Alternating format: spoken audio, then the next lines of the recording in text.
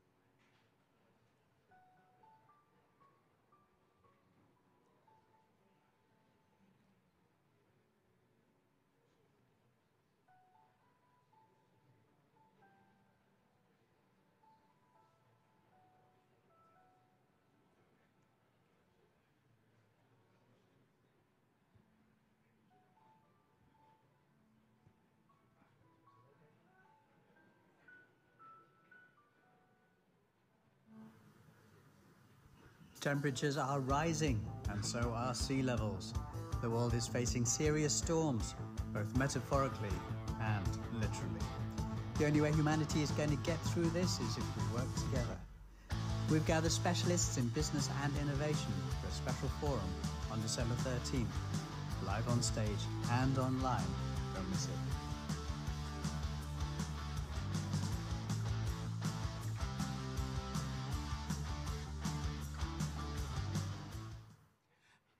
Good afternoon.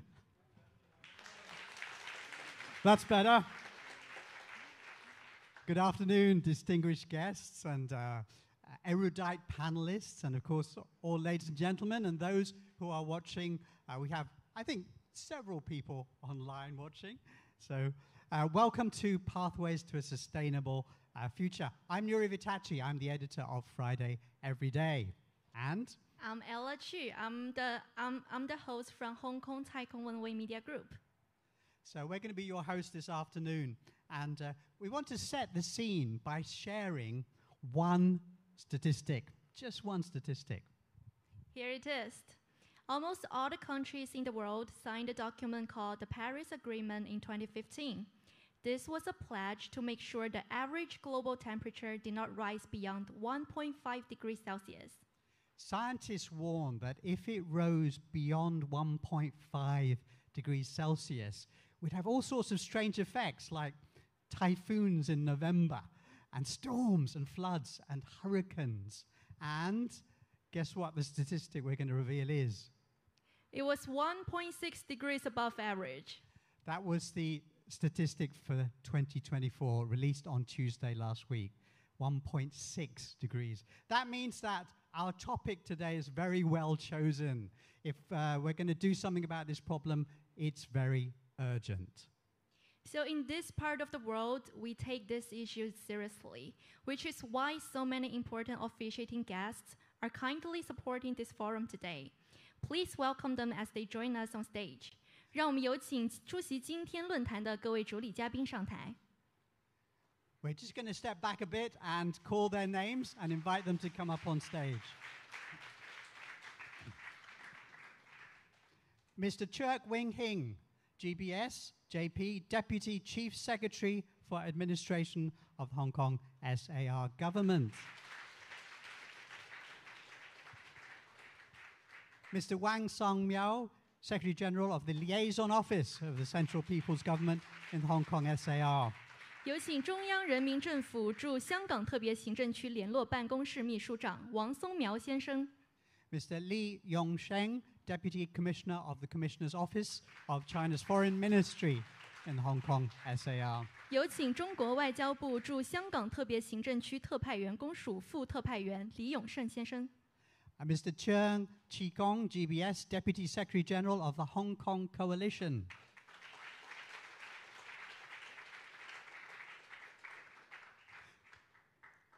Professor Herman Hu, GBS, JP, Chairman of Friday, Culture Ltd.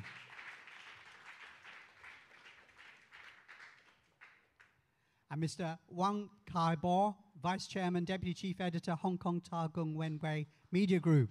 有请香港大公文汇传媒集团副董事长王凯波先生。Now, in keeping with our theme, we are going to save resources. We have not got a ribbon for you to cut.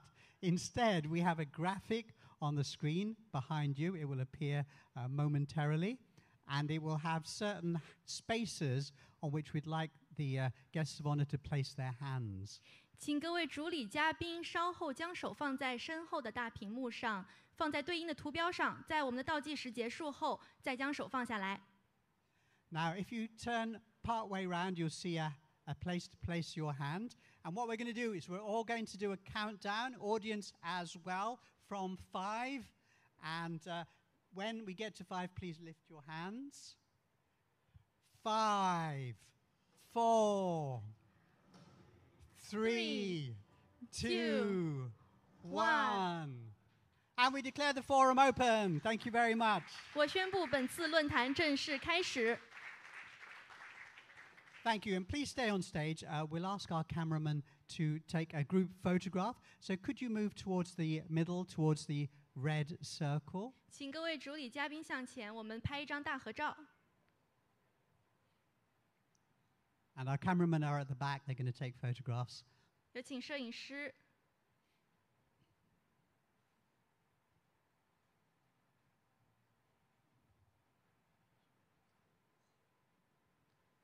Thank you.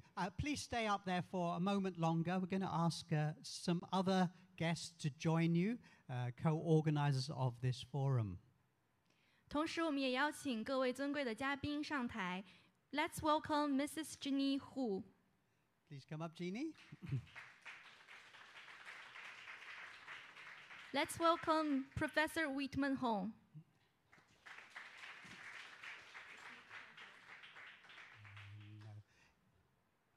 Let's welcome Dr. Henry Ho.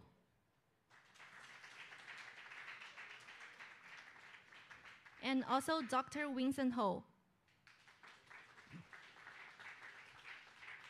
Yeah. Nick Chan was on his way. Has he arrived yet? No, he's not arrived yet. Okay. But please, group photograph, please, for all the participants and organizers here. 有请我们的摄影师，请各位主礼嘉宾看向前方的摄影机。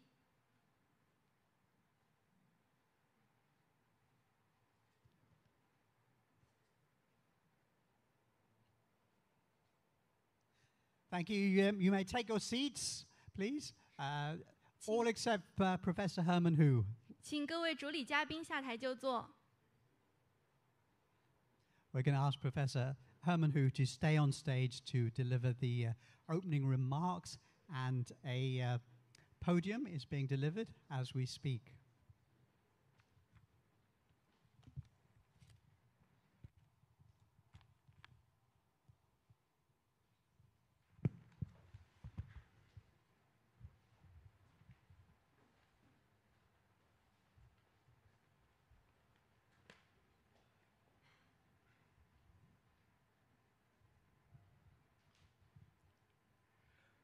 Good afternoon.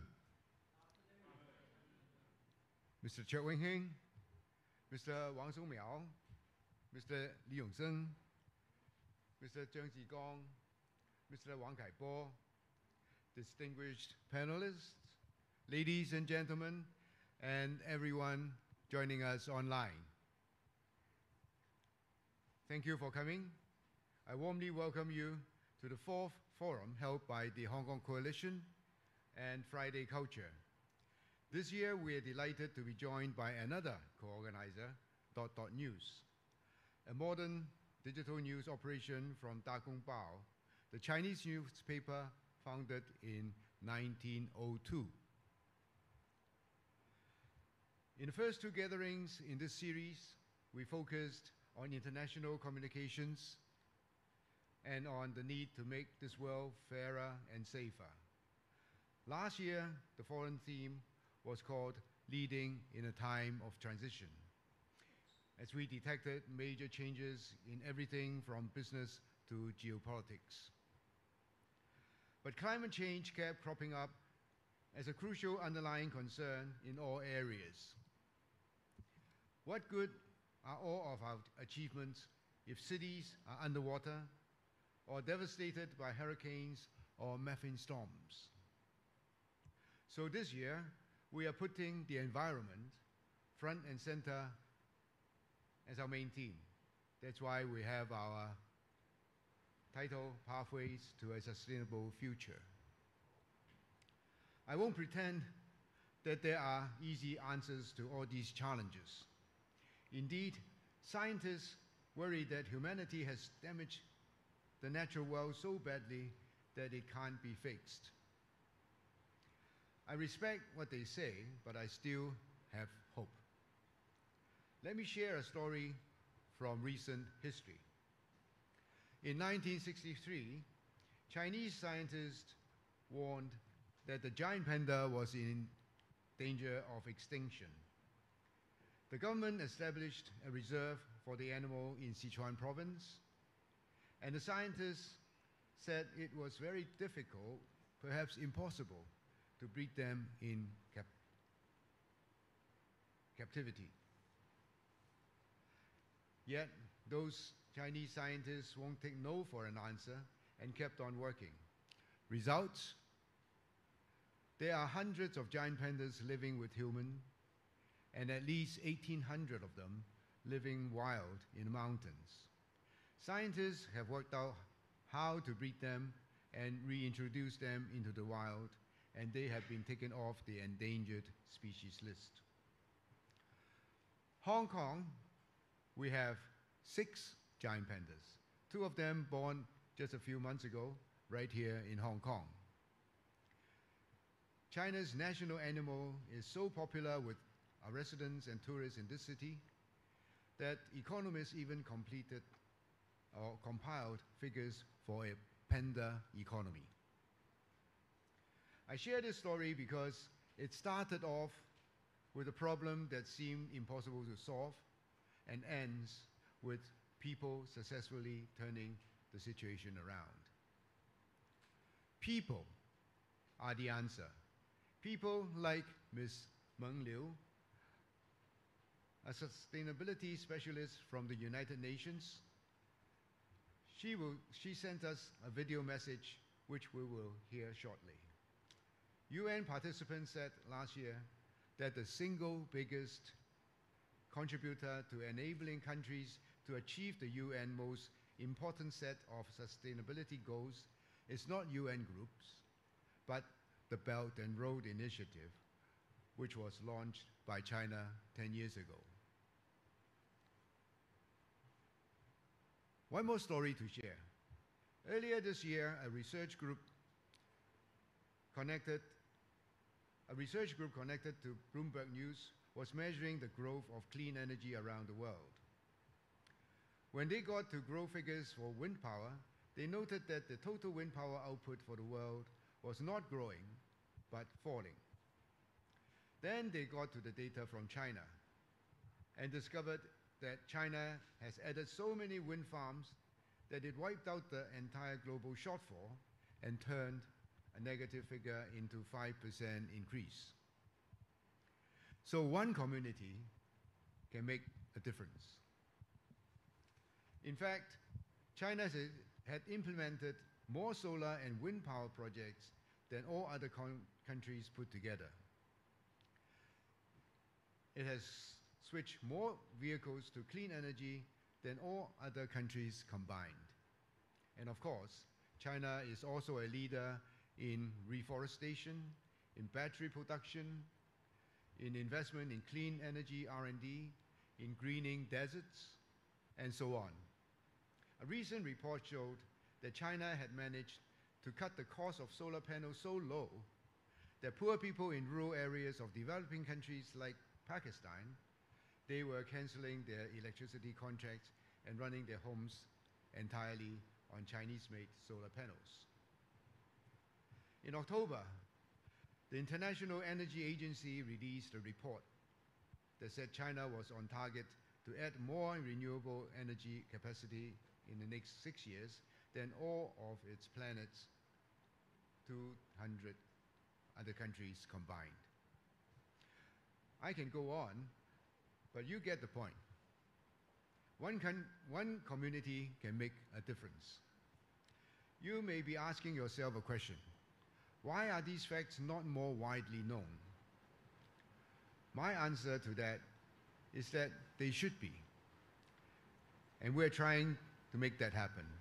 I'm here representing Friday Culture, a young media group that creates contents to balance out the rather negative portrayal of our city and our country. And a final comment. We often think of environmental protection as a modern way of looking at the world.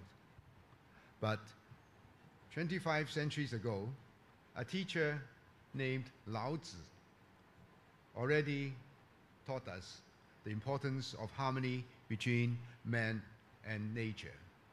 He said that nature was designed as a series of self-maintaining mechanisms.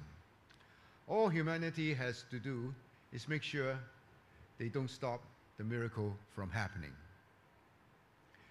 Well, it's always good to listen to the wise, and that's why I look forward to hearing from our Chief Executive, Mr. John Lee, Ms. Meng Liu from the United Nations, and from our panelists this afternoon.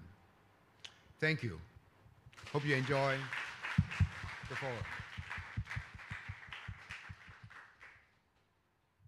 Thank you, Professor Hu. Hong Kong's Chief Executive, Mr. John Lee, has always been a great supporter of today's forum. And he also made a video message especially for this event. Let's watch the video together.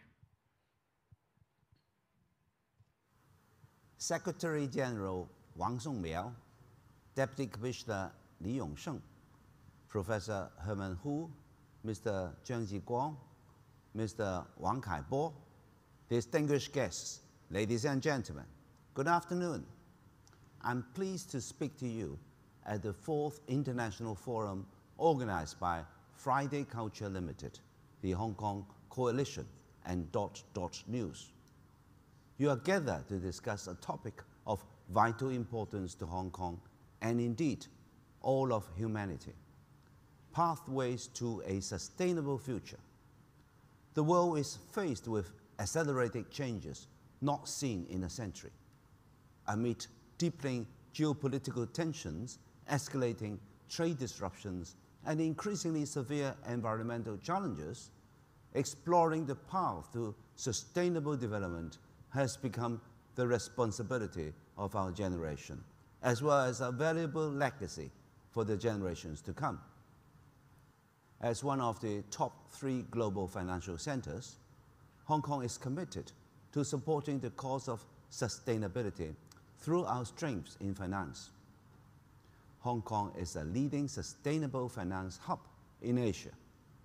Core Climate, the international carbon market launched by the Hong Kong Exchange, is the world's only carbon market to offer Hong Kong dollar and renminbi settlement for the trading of international voluntary carbon credits.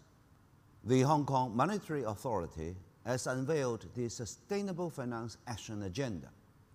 As detailed in the 8 goals proposed in the Action Agenda, our banks will strive to achieve net zero in their own operations by 2030 and in their financed emissions by 2050. We will also develop Hong Kong into the go-to sustainable financing platform of Asia and beyond, closing talent and knowledge gaps in sustainable finance in the region. The Hong Kong SAR government will launch a roadmap this year on the full adoption of the International Financial Reporting Standards, Sustainability Disclosure Standards, or the ISSB standards. I'm pleased to add that we have already launched the roadmap this week. It underlines our commitment in facilitating sustainable financing and investment for the global agenda of green transition. At the same time, Hong Kong is dedicated to the application of renewable energy and propelling our green and low-carbon transformation. The government will subsidize the taxi trade and franchise bus companies to purchase electric vehicles, as well as the trials of hydrogen fuel cell heavy vehicles. More on green transport. The number of electric vehicles in Hong Kong has increased from about 14,000 5 years ago to over 100,000 now. We will continue to expand the network of charging facilities to ensure that there will be sufficient and convenient charging facilities to meet the needs of various types of electric vehicles. We target to increase the number of public and private parking spaces with charging infrastructure in Hong Kong to about 200,000 by mid-2027. Ladies and gentlemen, Hong Kong will continue on the path of sustainable development and actively seek opportunities for cooperation with partners from home and beyond in addressing the challenges posed by climate change. I believe that by embracing collaboration, we will be able to find forward-thinking solutions and create a better future for Hong Kong and the world. My thanks to the organizers for this important gathering. I trust that today's discussions will inspire more thinking and action, uniting our community in contributing to a sustainable world. I wish you the best of health in the coming year. Thank you very much.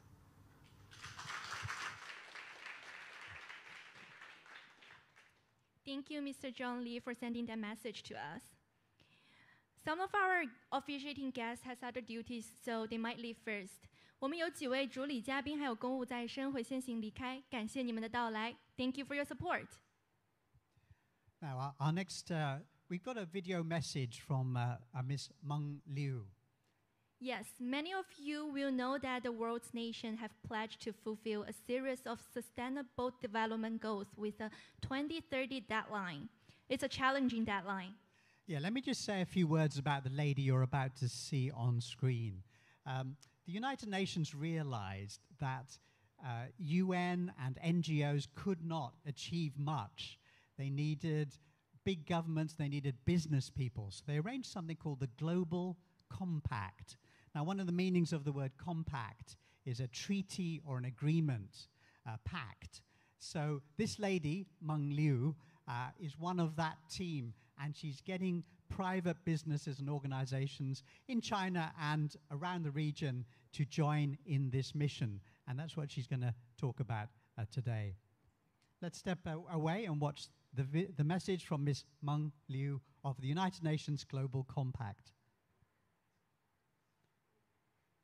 I'm truly honored to represent the world's largest corporate sustainability initiative to speak with you. The topic I would like to share today is Forward Hong Kong Business Faster to Agenda 2030. Like many of our UN brothers and sisters organizations, the UN Global Compact is committed to the 2030 Agenda and its 17 Sustainable Development Goals by mobilizing the private sector to do business in a sustainable and responsible manner. As a special initiative of the UN Secretary General, UN Global Compact is the world's largest global initiative promoting and advancing corporate sustainability with over 24,000 participants from over 180 countries. And among them, there are about 1,200 from China, including many of them based in Hong Kong SAR of China. UN Global Compacts call for companies to align their operations and strategies with 10 principles in 4 areas: human rights, labor, environment, and anti-corruption.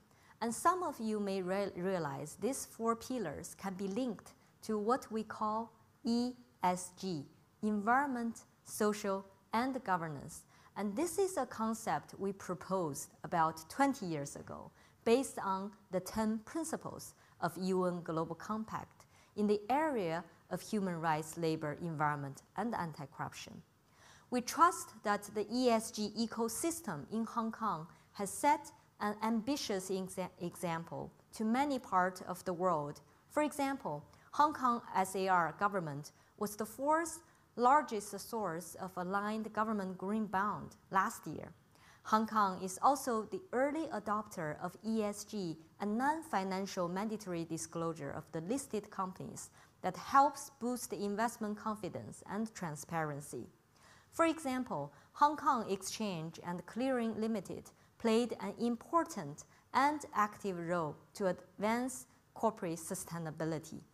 I very much look forward to the continuous efforts by the Hong Kong stakeholders in all industries, such as enhancing corporate behavior on business ethics, anti-corruption, as well as effective way to combat greenwashing and other ESG material issues.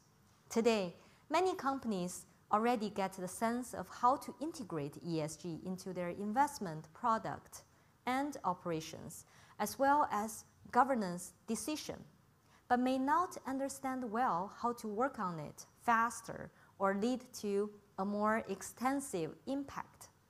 The Forward Faster initiative of the UN Global Compact aims to challenge business to raise their ambition levels by taking tangible, measurable, accountable actions in all 5 areas: living wage, gender equality, climate, water, and sustainable finance. Only with the acceleration of all these areas, instead of 1 or 2 of them, can the private sector be sustainable and resilient to the change of business context, policy, and natural environment. I hope the international guidance developed by UN Global Compact can shed light on your sustainability roadmap and target setting and to accelerate business progress towards 2030 agenda. Here are some questions I'm going to ask Number 1, can we ensure 100% of employees across each organization earning a living wage by 2030?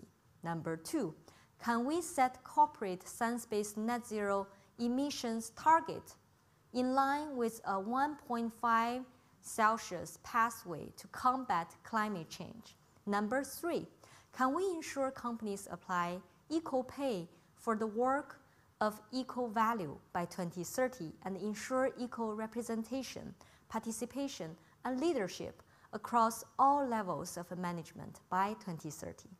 Number 4, can we align corporate investment with SDG policies and strategies and set targets, track, and report on the amount and proportion of such SDG investments to the fullest extent possible? Last but not least, can we build water resilience across global operations and supply chains and join hands to achieve collective positive water impact in at least 100 prioritized water-stressed basins by 2030? As we reach the halfway point of 2030 agenda, I urge all companies and your leaders here to become driving forces for this common goal. Together, through the efforts of UN Global Compact and each of your active participation, we can inject more momentum into the SDGs.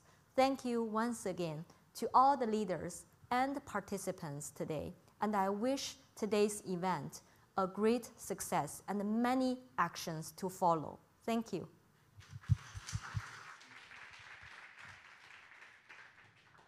Thank you for that message from the United Nations, Meng Liu. Now, we have two panels today, the first of which will focus on the contribution that people in business, finance, and industry can make, and the second by people in science and technology. The first panel is called Green Business and Beyond. We are delighted to have Dr. Henry Ho, founder and chairman of One Country, Two Systems Youth Forum. He's also a member of the expert group of Chief Executive Policy Unit of the Hong Kong SAR government. He will be the moderator for our first panel. Welcome, Dr. Henry Ho. Thank you, Dr. Ho. And let's also welcome our panelists. First, we have Mr. Johannes Haak, Vice Chair of the European Chamber of Commerce in Hong Kong.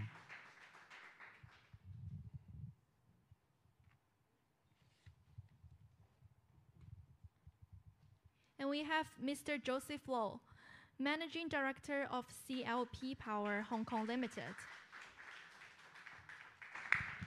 And we have Mr. Nick Chan. He's Director of the Asian African Legal Consultative Organization, Hong Kong Regional Arbitration Center. And we have Mr. Paul Pong, founder of Institute of ESG and Benchmark. Welcome.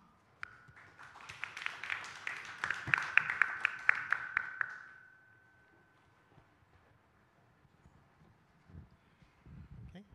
Handing over to Dr. Henry Ho. Hello. I'm glad to moderate this panel. This panel is about green business and beyond. We all know that the world is now facing geopolitical tensions and having global warming and other environmental sustainability issues.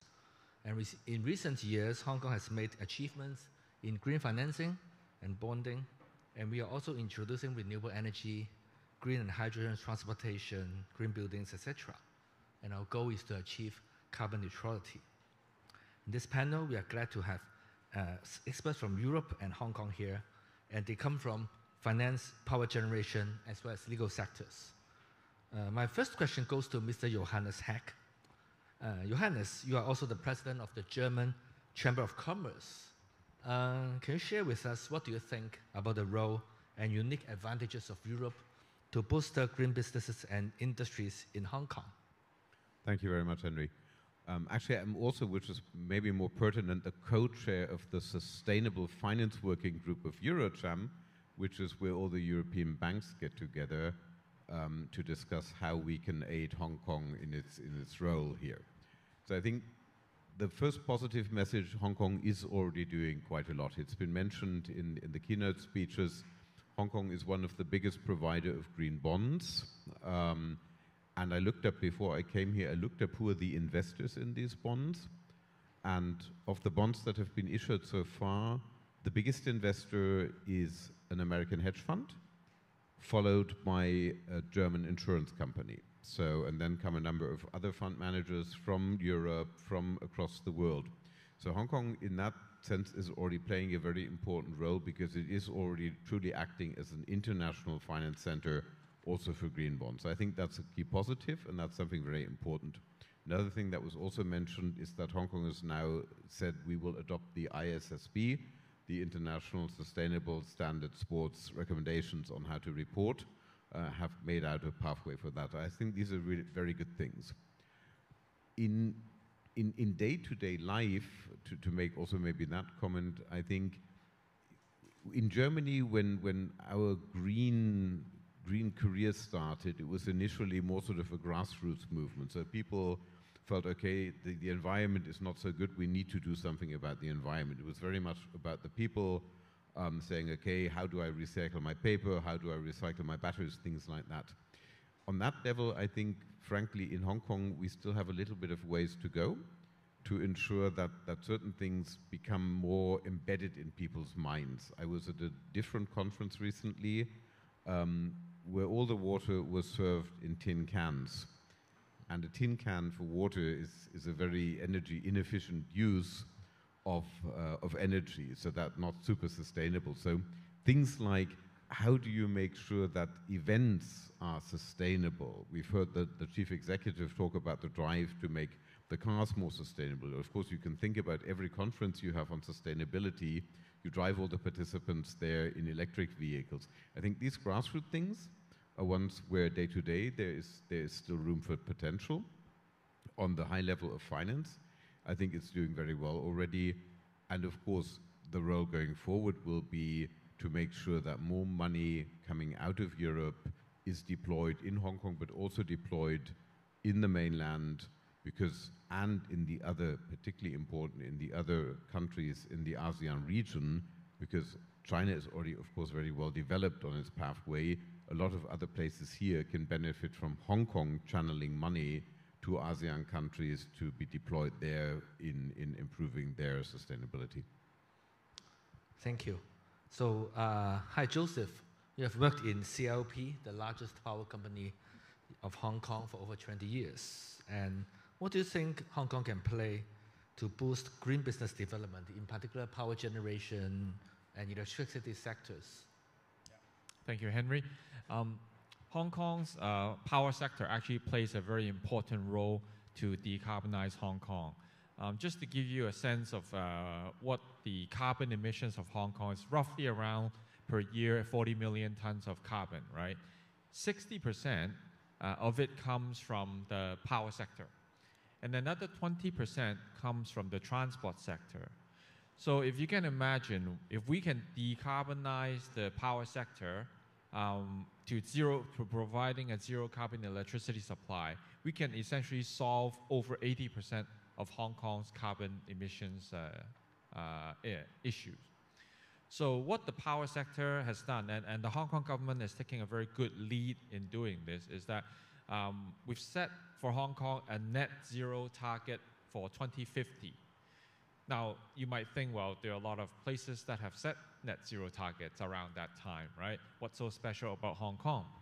What is so special is that Hong Kong's roadmap to get to 2050 is actually much clearer than many other jurisdictions around the world. We have an interim target. So this is all set up by the climate action plan published by the government. So not only do we need to get to net zero by 2050, there's an interim target to make sure Hong Kong's carbon emissions are cut by half by 2035, right? And then the roadmap also tells you how we get there, right? We would decarbonize the power sector by having more zero carbon electricity in Hong Kong, more natural gas generation, less coal, more zero carbon imports through regional cooperation. So this would all lower the carbon intensity of Hong Kong's electricity sector. And then also, there are also measures on waste, how we decarbonize the waste sector. There are also measures on how we decarbonize the transport sector. So for example, if we're able to make all the transport infrastructure through electrification, whether it's private cars, buses, taxis, heavy vehicles, then we can also reduce carbon emissions in those sectors as well and bring Hong Kong closer to the 2050 net zero target. Joseph, because this panel we're talking about green business, and I understand you have a carbon credit program. And can you share with us how it could reduce carbon emissions? And do you think carbon trading will be a critical part of our green financing? That's a good question, Henry. Now, when we're talking about decarbonization, there are usually 4 areas that we advise our customers to pursue in this order. Number 1 is you have to improve your energy efficiency, right? That's the easiest thing and usually the most cost-competitive way of doing things, right? The second is that you try to utilize local zero carbon or renewable energy that you can, okay? The third is that we would reduce the carbon intensity of our grid so that all our customers can get a lower carbon electricity supply. And if all that can be done, there's still a little bit of carbon left, then we go to carbon trading to access carbon credits to offset the remaining credits that we don't have. So we advise our customers to do that. We help them to do all 4 measures. And in the carbon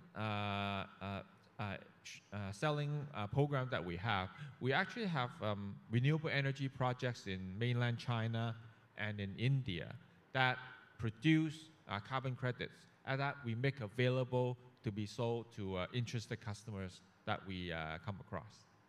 Okay, thank you. So Nick, you have a very unique background here. You are a solicitor with IT background, and you are also the deputy to National People's Congress in China. So, and also you are appointed the director of Asian African Legal Consultative Organization, ALCO, am I right? Yes. And the Hong Kong Regional Arbitration Center. Can you share with us any green business opportunities in Africa and also ASEAN countries, as I understand you recently visited there? Thank you, Henry. In the last month, I've probably not been too environmentally friendly. A lot of carbon footprints. But flying around a lot. Last month, I think I was in Hong Kong for 5 days. Not to be boastful, but but what I'm trying to point out is it's when you travel so many different countries, and ALCO have 48 countries as our member states, you recognize that different countries are at different stages of development. So we have to respect every country have the right to, maybe I'll probably, this is better. Every country have a right to, its own economic path. And so as you see different countries face, go through different phases of development, some would need energy. For example, I was in South Africa and having a meeting at the 17th floor, and all of a sudden power went out. And we were at a government premises, a new government headquarters. So in short, to answer your question in a more simple, direct way, I would say we have to collaborate around the world. For example, in terms of power, you see in South Africa, they can benefit with, say, a power energy company, nuclear power energy company from this part of the world, or CLP, not using self-development nuclear power, but a power energy company in this part of the world, going there, helping them to stabilize their electricity supply. And then, for example, if we were to produce products there, manufacture there, you could sell them to the US, import tax-free. If you go to Egypt, where the average salary is $150 and a month, you could produce it there and sell to Arab nations. You could sell it to Europe import free. But then that's only part of the equation. Another equation, of course, is we want, as today's theme is pathway to a sustainable future. So to have a more sustainable future, some parts of the world still need to use older forms of energy production, still need to do more manufacturing than others. Some have moved up the supply chain where we do more services than manufacturing. So then we really need an ecosystem with carbon credit trading, and I think Hong Kong have a very, very unique role to play. We are the bridge of Asia and the rest of the world, and particularly as the common law gateway. Our financial center, Hong Kong is the international financial center of the world, but also for our country, China. So if you do carbon credit trading, as Joseph touched on, you have to think about how we do it efficiently, how we open up the market. Joseph talked about, from what I learned from what Joseph just said, I feel that Hong Kong, because we don't do a lot of manufacturing locally, we don't need to use a lot of carbon credits locally. However, this is a great place to do trading. We have a great stock exchange. We have ownership in exchange in London, for example. And when we go to other parts of the world, we talk about dual listing. But a lot of talk is about how China then was one of the first to be part of the Kyoto Protocol, and how in my own practice as a lawyer, I see we've done a lot of work in terms of carbon credit reinsurance out of Hong Kong. And a lot of the purchases are actually from Europe. And it's interesting to note how one of the first investors now in the green bond market is from America, you mentioned. But the Europeans are way ahead of the curve in this. But Hong Kong has so much we could do. With COP29 just happened in Azerbaijan, there's a lot of actionable items that we can do from Hong Kong. And because of our membership in international organizations, such as ELCO through China, we could really help to resolve, as a center, we could do a lot of carbon credit disputes resolution. You have different standards in the world. Who's going to say what are greenwashing, what is not, what is CCER, what is voluntary, what's not, what count, what doesn't. And I think it's an amazing opportunity. I think this session conference is very timely. Thank you. Thank you. ELCO involves 48 countries, right, in Asia and Africa. Yes. And I understand representing 1/3 of the world population. So there's a huge market there, although it's developing countries. How do you see the potential and also the challenges of developing green business there, in particular for China's investment over there? I think there are plenty of opportunity. As I visit these countries, sometimes with the government, sometimes as ELCO ourselves, meeting with ministers, a lot of the request is, can you license to us Chinese technology? Because of geopolitics, they probably don't want to so much rely on a particular Western country.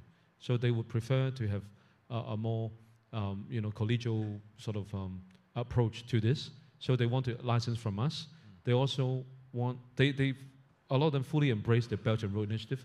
48 countries, 95%, basically 47, are fully embracing of the Belt and Road Initiative. So trading is the lifeline for a lot of economies. So when people do trade, they're going to leave carbon footprint. When you manufacture, as China is the #1 trading partner with 120 countries out of 193 countries, so a lot of trade happens. And when you trade, how do you move the products? And with Belt and Road, with the Sea Road now, and also the harmonization of standards for railway tracks, that we're moving more goods inland as well. But you see a lot of opportunities where people are saying, can you come and do manufacturing because you're so efficient? From the other countries, they're saying their average labor cost, it's a lot lower than other parts of the world, including China. In China, since 2009, our average labor costs have increased and not the lowest anymore. So they would really want us to move our factories, our things there to produce, and have a way to move the products, take advantage of trade relations that they enjoy. And they would want to then I think a key way to capture, a lot of carbon credits are produced through manufacturing. By reducing carbon emission from manufacturing, from energy production, manufacturing, refining of minerals and so on, if you give them good technology, maybe Hong Kong could be a good place to help them. You know, we are saying in Hong Kong, right, no money, no talk, right? But money isn't the most important, but without money, you can't do very much. So if you can do some financing in Hong Kong, help them get the technology they need, improve their manufacturing, make it more efficient, more energy sustainable, environmentally sustainable, then you can create carbon credits that you could measure, you could put on the exchange in Hong Kong or elsewhere, you could sell and trade. The carbon exchange market today in mainland China, it's dwarfs Hong Kong, it's so much bigger. But it's more a domestic market. So how can we link the domestic market through Hong Kong to the international market investors through maybe Carbon Connect into the Chinese market? That's a lot that can be done, and this is an opportune time to do it. Thank you, Nick. Thank you. Last but not least, we have Mr. Paul Pong. Paul is a renowned, financial expert in this city. Many of you may see him in the TV, advising investors and all the institutions. And I know you are involved in fund management and advocate for good ESG practices for many years. Can you share with us your own experience and how to persuade local businesses that ESG is not just PR, but it will make good financial returns? First of all, ESG is very hot at the present moment due to the climate change and also regulatory change and also the global focus change. Firstly, I would like to say that embracing ESG can lead to cost saving. And then in the long term, if not, the earlier you act, actually, the better you can gain more support from the government, banks, the ESG corporate support, or others to transform into green business, but with less compliance costs. This is very important. In contrast, the government offers some of the support like they call the Green and Sustainable FinTech Proof of Concept Funding Support Scheme grant. It depends on your project. Hong Kong from 150,000 Hong Kong dollar to the approved project or more. So this is very good. If we act now, we can catch this opportunity and thereby reduce our entry costs. All the above is called the first mover advantage. Second, apart from the government, I think a lot of banks, like the Hang Seng Bank and the other corporation, like Hang Seng Bank, they have provide a called Sustainable Development Financing Fund of up to Hong Kong 80 billion to assist all the enterprise in implementing green transition. So furthermore, for example, Tan Gas, I do not know whether China might have, and HSBC cooperate to offer low interest to all the Tan Gas suppliers. And I think this is important to for them to implement the green transformation. The more the carbon reduction, the lower the interest rate. The faster you react to USD, the easier and earlier you can succeed. Besides, for the fund industry, at the present moment, we have more than 200 funds authorized in Hong Kong, get the ESG, called the ESG fund. They have about the AUM, about $169 billion sitting there to invest in the ESG company. The better USD you have, the more money you get from the fund management industry, not just the fund like pension fund, some other special fund, or we call the social enterprise fund, and some of the fund, they are specialized on the ESG. So you get all the money from these fund managers. And this is very good. That means you get higher variation, better liquidity, and also if you issue the bond or equity, then you can get better pricing. This is very important. So if the company in good ESG rating and all this, the government and all the stakeholders will love this company and their corporate service or even product. So in turn, they will secure a lot of good profit for the shareholder as well as for the company. So I think for all this, I think a lot of companies would like to be the first mover to be the good ESG rating company. Thank you, Paul. Next, I want to talk about green business talents. We all know top-notch talents are hunted by countries all over the world. And Hong Kong is recently positioned by the central government as a high-end international talents hub.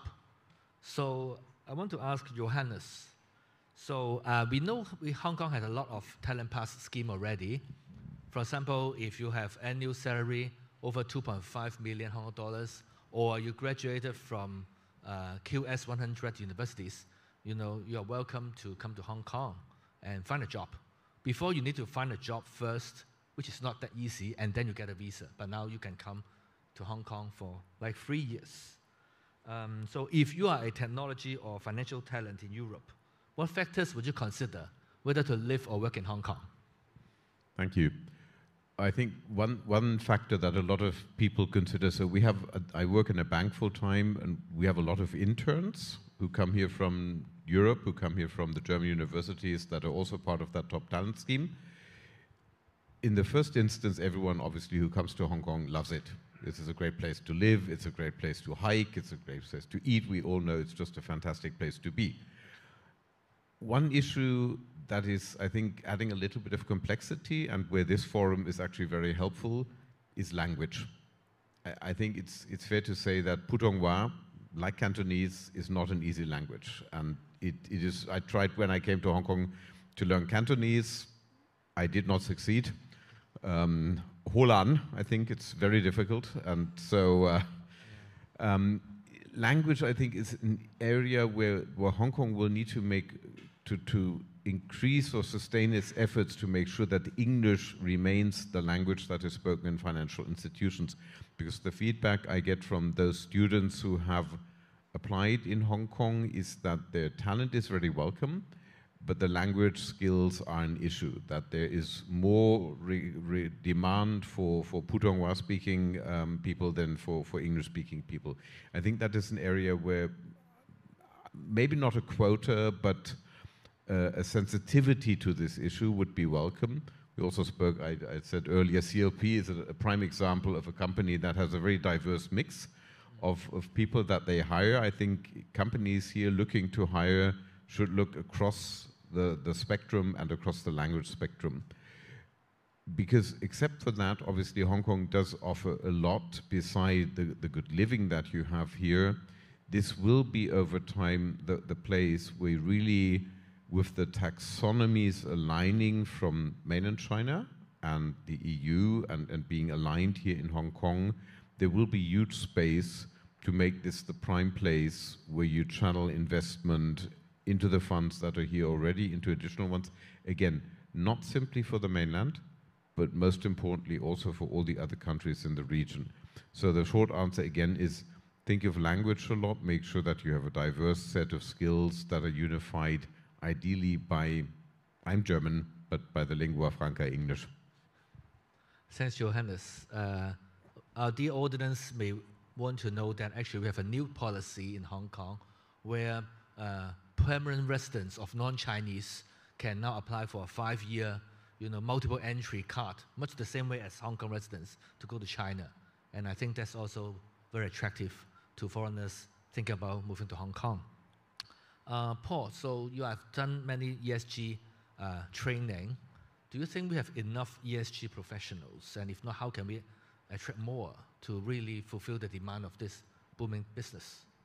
I think at the present moment, I think we do not have enough ESG talent at the present moment. Because, first of all, I think all the listed companies, more than 2,000 in Hong Kong, they all need the ESG professional. But suddenly, we do not have that kind of supply.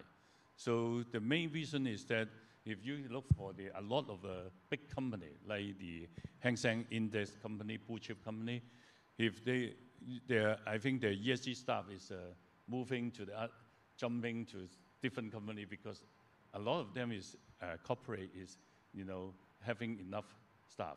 So a lot of it is headhunt from the others. Okay. So I think the easier way is to train themselves, and actually at the present moment with the support of the government, there are a lot of schemes that to encourage and also subsidies the individual as well as the corporate to cultivate their staff to study the professional designation. Like, for example, we have the CESGP, Certified ESG Professional.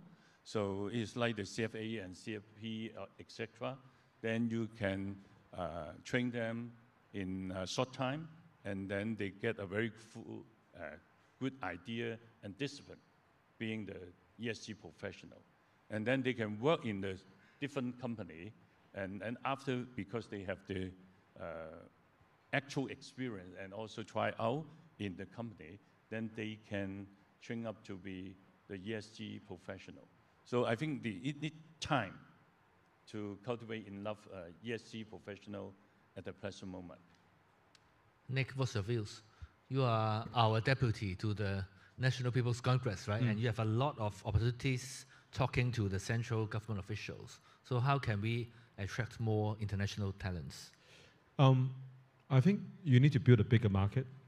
But as I mentioned earlier, if we properly serve out our role as the bridge between China and the rest of the world, in this case, particularly to Europe, I think, I think the opportunity, the market is immense.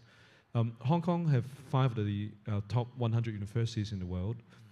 We have, and this is a record, no other city has that. But in terms of what we should do, not only should we build talents locally, but we should export talents to the rest of the Belt and Road jurisdictions, rest of the global south. Today, I think we need to work more on the standards, harmonization of standards between Europe and China, because both are huge markets.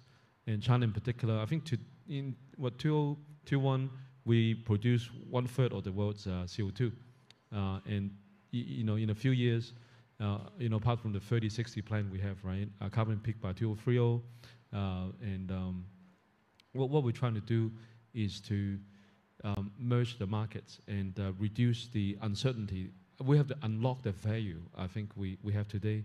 And in China, as we move from just making mandatory for power energy companies to be part of the carbon credit, compulsory system, CCR, we're going to move on to steel, aluminium as well. So the market's going to grow, and naturally, if Hong Kong take advantage of the opportunity and also to serve its role, because the financial market in mainland China isn't as open as Hong Kong is.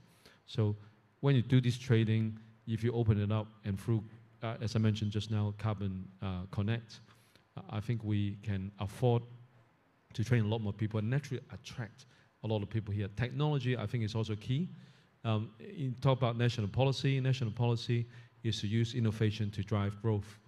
And green tech, and in a lot of what we do now with carbon credit, you need a trusted blockchain. And Hong Kong being a great place to develop Web 3.0, a lot of these different technologies, and the work I know people do here at China Resources, I think we are well placed to attract a lot of talents to do a good job, not just for Hong Kong and our nation, but for the world. Thanks, Nick. Thank you. How about Joseph? What's your take? How to attract or nurture more energy talents? Yes, CLP is sort of like a miniature version of Hong Kong. We need the engineering talents to help us implement the energy transition, right, to decarbonize Hong Kong. We need digital talents to make use of new technologies to improve our Hong Kong's work processes and efficiency, right? So what we do is that We have dedicated programs to attract local talents, mainland talents, as well as international talents, both on the engineering side, on the digital side, as well as on the general commercial talents as well. So we have, I think one word is agility. We just need to be very agile. We need to be out there explaining what Hong Kong is like in real life, what the attractions of working and staying in Hong Kong is, and what the opportunities are, and the meaningful career that they can develop in Hong Kong. I think those are all part of what we all should be doing, is to tell, not just tell the good Hong Kong story, is to tell the good Hong Kong future story as well. Because Hong Kong, there's a lot of work to be done in decarbonizing Hong Kong and building a better city. And there's exciting projects that we have, and people would enjoy that career to be part of that exciting journey. Thank you, Joseph. Next, I want to talk about a Belt and Road Initiative. And the first question I also like to ask Joseph, because CLP, your operations not only in Hong Kong, right? You have India, and also we know that energy supply, energy infrastructure form a very important part of the Belt and Road Initiative. Can you share with us some experience? Yeah, the CLP Group expanded from its Hong Kong business to international areas, including Belt and Road countries, over 20 years ago. So we have not only an operation in Hong Kong and mainland, we have a big operation in Australia, in India, and we also have investments in Taiwan, Thailand, etc. So going forward, I think we fully support the Belt and Road Initiative. We are looking for opportunities where we can contribute our engineering expertise to help some of the Belt and Road countries to develop their economy in terms of power needs, as well as to help them decarbonize. So, for example, we have a solar farm that we've developed in Thailand, right? We done that a few years ago. We also recently are partnering in going to Laos to develop renewable energy resources to hopefully bring it back to other Southeast Asia countries or even back to mainland. So these are some of the projects that we're actively pursuing, and we hope to contribute to their economic development as well as their decarbonization efforts as well. Great. And Nick, I think among your 48 countries, most, if not all of them, are Belt and Road Initiative countries. Right, right. So can you share with us some experience? How do you promote BRI, and also in particular for the dispute resolution of infrastructure projects? I think there are numerous, right? How do you promote and work on that? Well, I mean, as we enter the so-called golden decade of the Belt and Road Initiative, second 10 years, I think the focus is now not just on the traditional infrastructure, but also on the digital highway, digital infrastructure, digital services, and so on and so forth. But even that, even if you look at the crypto world, it's not very environmentally friendly. So how do you build better data centers? There's a lot of experience sharing that people can do, knowledge sharing, technology sharing we could do. But if you talk about more the traditional, some countries are particular well placed to produce solar power because they just have a lot more sun. Some places have a lot more wind. There's just nothing around it, and they also have wind farms on the sea and so on. But from some of the visits we've done, some of the studies we've done, but I'm no expert compared to Joseph here. But if you produce it, you need a cost-efficient way to store it and then to use it, to call it up. And it's not environmentally friendly, particularly sometimes. So then what we're learning, from what I learned, then what I'm trying to do is, when you find these places that could produce energy, you can't bring the energy to the factories, then you bring the factories to the energy. In some ways, in mainland China, we have done this model a fair bit in a lot of different provinces. And we were sharing that experience with other parts of the world. And they really appreciate if we could do financing in Hong Kong, get the manufacturing over there, now efficiency, Chinese speed, right, get things done. So in terms of disputes resolution, if I may, Any examples to share? Plenty. Well, arbitration, you have to be confidential in particular cases. Okay. But he's trying to trick me. Oh, no, don't lose my license over this. No, I'm kidding. But essentially, if you want to do cross-border international infrastructure projects, therefore big dollar projects, you need to find a way to be able to resolve the dispute fairly and then to enforce the decision fairly. And so today we have something called the New York Convention. Well, first of all, let's say if you sign a contract with a US company, I'll just pick anyone, but US company, and when you negotiate a contract, they might say, they insist on using US law, US courts, because they're familiar, only because they're familiar with it, presumably, and you want to insist on your own. And either side that one and put your own law in or your own courts in to the contract, at the end of the day though, is that judgment enforceable in any way apart from your own jurisdiction? Chances are no. I was told the US court judgments are not enforceable anywhere in the world. Shouldn't say that, I should say there's no bilateral agreement. Or you could say maybe even Canada probably doesn't just listen to what the courts in another country says, for example. So what you do then is do arbitration. Arbitration have this thing called the New York Convention, was signed in New York, I think in 1958. By now, we have about 172, 73 countries that are part of the New York Convention. So if you resolve disputes, including infrastructure disputes, by arbitration, based on the New York Convention, in theory, you can enforce it in other New York Convention states. However, there's no superarching body that supervises the enforcement. Now the beauty comes with ALCO, Asia African Legal Consultative Organization, established in 1956, and since the 1970s we have 6 regional centers. 3 years ago, President Xi Jinping put it to the 47 member states and say, can we put one up in this part of the world, Hong Kong, China? And that was established. So with this organization, most of the staff are diplomats, seconded from the 48 countries. So now, for once, we have a superarching international intergovernmental organization that could help to enforce awards. And therefore, you don't get burned one time, you don't do business again.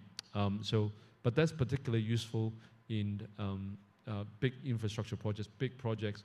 A lot of the mega power projects are mega in dollar sign, and therefore need disputes. Edmund's an expert in that. But anyway, so I think there are plenty of, we can cite a lot of investor-state disputes. If you invest in another country, that's called, if you have a problem, that's an investor and state dispute. So it's a private organization against a local government. Do you feel lucky when you go to the courts in that country to try to win? But then you have this international body again, such as ALCO, and we're the only international organization in Hong Kong of this kind, where what's unique for the Belt and Road jurisdictions? I mean, in China, of course, is a major proponent of the Belt and Road initiative. But this is the only place, perhaps in the world, outside of mainland China, where if you started an arbitration with the organization, with help from the organization, you name us at the center, you can immediately go to Chinese courts and ask to freeze the assets and the evidence in mainland China. Otherwise, you go to Singapore, you go to London, for example, you have to wait for the arbitration decision, the award to come out, maybe in 18 months or more. Then you try and look for the evidence, you try and look for the assets to enforce against. It's a little bit hard, so therefore this is a neutral ground. This is a well-known brand. Hong Kong is a well-known brand. ALCO is also a well-known brand along the 48 countries. So we don't see as giving anyone unfair advantage. We see as giving everyone a fair ground where if you sign up to it, you mean it, and it should be enforceable. Thank you, Henry. Thank you, Nick. Thank you. And Paul, you are a fund manager, right? And you invest all over the world, including Belt and Road nations, Belt and Road Initiative nations. So what do you think the investment prospects of those countries, in particular the green business, green development? I think the opportunities is very great. For example, I have the experience going to Africa. Okay. So for them, you can see that the telecommunication company is very profitable because the mobile phone is very popular. I think with that, I think we can use now Hong Kong has the infrastructure besides the common law and all this, then we have all the virtual asset infrastructure in place.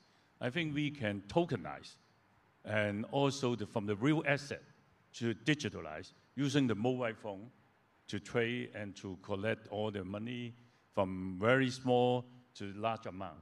So in actual Africa, the microfinancing is very popular at that time. And I think we can use the SDO or tokenize to raise a lot of money and actually invest in those hard assets. Because most of the Belt and Road, I think the product and all this is a hard asset. I think this is very good. And at the present moment, Hong Kong Bank is already, they changed the gold into digitize the gold.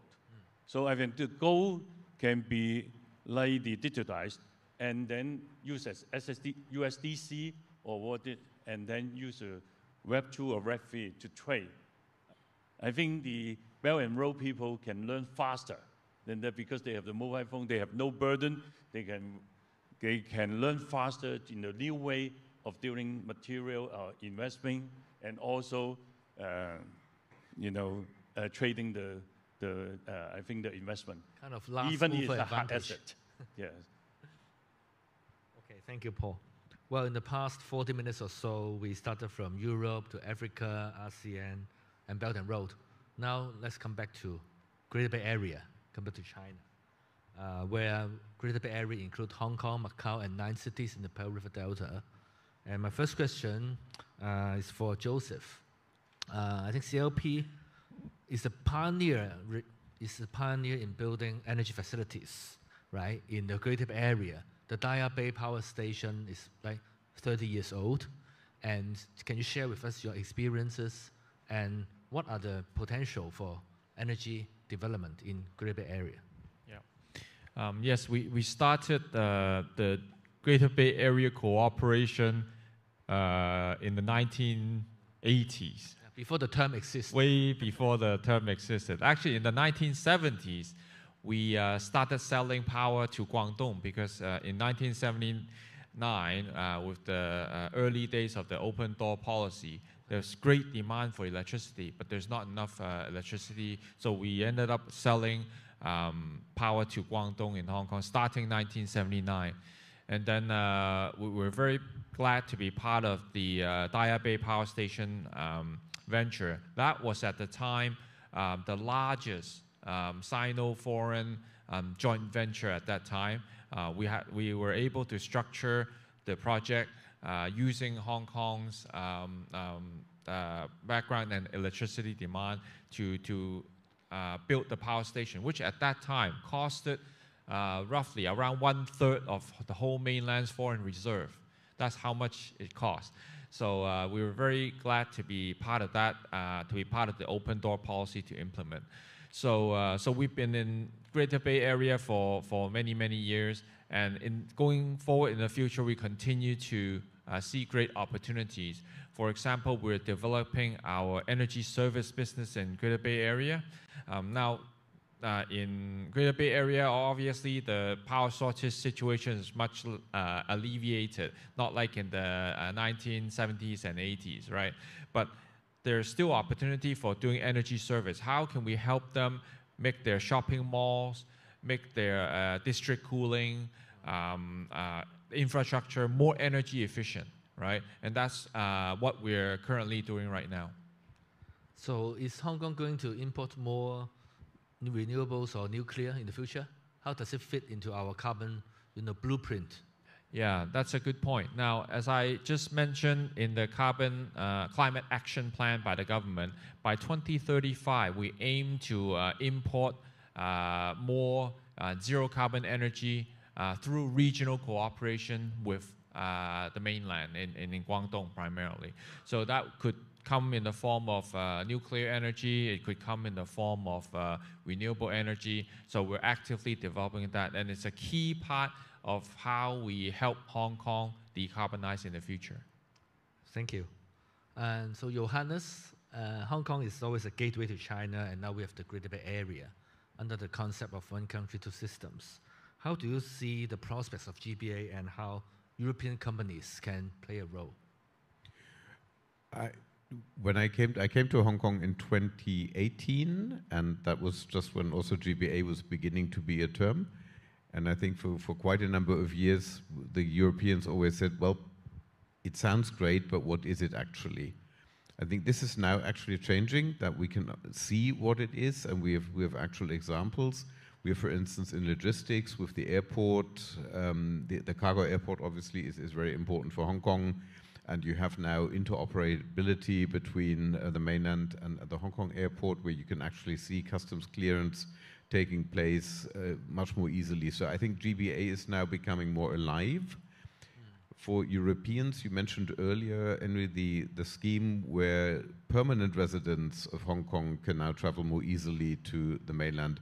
One thing that I think all the chambers are constantly asking the mainland China government to do is to extend that scheme to Hong Kong residents. Because of course the permanent residents are great, but they're here anyway, so no need to attract them. Yeah. The ones you want to attract are the new ones, and I think that would be then very much a USP for Hong Kong, if you can say, okay, you move to Hong Kong, and then maybe after 1 year or maybe after some additional accreditation, you can then very easily move in and out of GBA, because then of course we do get a lot more of talent. We have a huge amount of German European industry in Guangdong, in the GBA. And if we can attract more people to come, they can, of course, support the advancement there. We spoke briefly before. European industry is now also learning very much, of course, from China in terms of battery storage, EV, and this would aid then the exchange that would then be both ways. So I think a key thing there is to make sure that the seamless travel to GBA becomes even more seamless. Thank you, Johannes. And Paul, what's your views on GBA? Are you worried about the US tariffs? It's coming, right? very, very soon. And how it would affect GBA, because GBA is also an innovation technology center, hub of China. What do you think? I think the tariffs, I think Trump is over-accurate, because I think they call 60%, I think it's too much. Because I think one ping pong for the US is the inflation. If they increase 60%, I think the inflation in US will be very high. So there's no chance for US to lower the interest rate next year. So I think Trump will not do that, I think. Secondly, I think US consumer will actually suffer from that. So I don't think the situation is so worse as everyone expected. I'm a little bit optimistic. And secondly, I think for the mainland, especially the GBA, I think the carbon trading market is huge, because China is the biggest manufacturing hub in the world. So with this transition, I think the amount will be huge. For example, some of the research mentioned that the carbon credit trading market in China, just voluntary, will be in 2030, we are about $10 billion US. But the whole world is the same about $10 billion US. So you can see the potential. And secondly, a lot of companies like the BYD and all this, they do not have enjoy the same treatment of the Tesla. If you see the Tesla recent quarter earning result, Tesla get around 800 million US from the carbon credit. That means other car company buy their carbon credit, the income. So in future, if China and Greater Bay Area and Hong Kong international carbon credit market has well established, I think a lot of EV company and also clean energy company can sell their carbon credit and make a lot of money just to pay the dividend to the, I think, investor. This is very attractive already. This is free at the present moment. You do not do any other investment because because you do not have all the infrastructure, carbon credit trading platform in place. If you have the exchange in place, you can get more income, and then you can use for capital investment or giving back to the shareholders. I think this is huge opportunity. So I think in future, a lot of more money will come to China if our carbon credit trading platform and exchange established. Thank you, Paul. So Nick, you have the final word of this question. What do you think Hong Kong business and professionals what we should do to promote GBA, green development, in particular under our really geopolitical tense environment? I can't have the last word. The story is still being written by people in this room and beyond. I'd say, as professionals, we have to pay close attention to how the world is developing, evolving, see the big picture. So I'm grateful to Herman and Friday for putting the forum on, and so we can learn from each other. And I think as professionals, apart from doing our day-to-day job, day-to-day file, it's, for a lawyer, for example, rather than one court case at a time, in some ways, if you think further, it's much better to, find what laws are lagging behind technology or development and improve that, so we don't have that issue. But if you talk about GBA, if China is a factory of the world, then GBA is probably the heart of the factory of the world. But also, Hong Kong, of course, is a main role in the GBA. What we need to do is to show the world how we are united as one.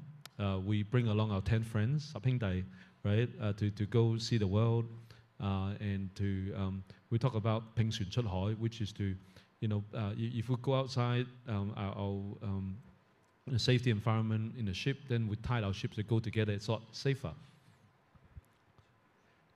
In short, I think one of the things I would invite our guests to ponder on is to use Hong Kong's uniqueness, Greater Bay Area's uniqueness under one country, Hong Kong's and Macau's one country, two systems, how we could see through the development of RCEP, Regional Close Economic Partnership.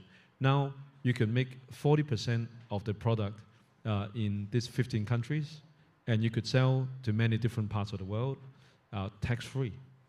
But then you have 60% left.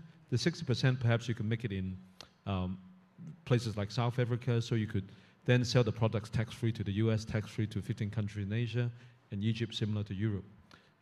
Thank you. Thank you, Nick. We have gathered a few questions from the floor. We may take one or two, but before that, any further comments from our speakers on what I've discussed? Any supplement? If not, then maybe I'll take the first question from the ground for Paul. We know the economic downturn, in particular in this region, China. So how do you persuade businesses to take up more responsibility for ESG? Because everyone is cutting costs, and ESG may be seen as a kind of additional expenses for many companies. As I mentioned, that is not additional burden to the company, because if you are doing the first mover, you are being the first mover, you have the first mover advantage, because first of all, the regulation is not tight, and also there's subsidies, and also you can get the talent easier, because if everyone is joining the journey to have the ESG, the ESG talent may be not enough, so you can get the ESG talent, and also you have time to train the ESG talent at the present moment. And then for funding and all this, because I think a lot of you can do the education to all your stakeholders, including your staff, your client, and all this. After they accept it, they like your product, they like the ESG, and the trend is there, then you can make more money and make more profit in future. So that's why I think ESG is the trend for the future. The earlier, the better. You do it earlier, the better you can achieve the success. Okay, thank you. There's one more question about Africa. So may I really have the last word from Nick? The question is about, African countries may have lack of funding and infrastructure to achieve green transformation, and how Hong Kong can support these countries to initiate or finance these projects. So we should go there more, and we should share our market access, expertise, and technology and people. I think a lot of you know by 2060, some say Africa is the next US. The economy is going to be booming. So we should have a first mover advantage, as Paul here mentioned. Thank you. Thank you very much. And I think that's the end of our panel one discussion. And I wish to thank all our 4 speakers for your insights and fantastic arguments. Thank you so much. Thank you. So we have prepared thank you certificates for each of our panelists. So let's welcome Professor Hu on stage.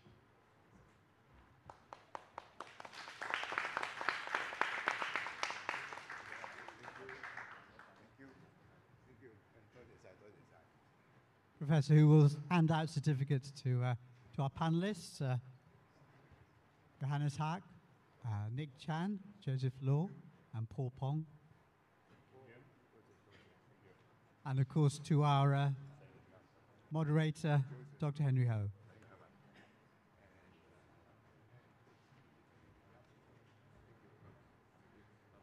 Okay, guys, how about a group photograph? Let's step forward.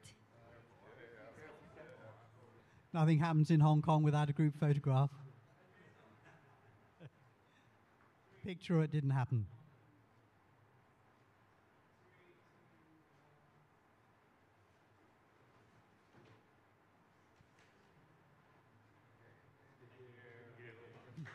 Thank you very much. Thank you so much, and please be seated.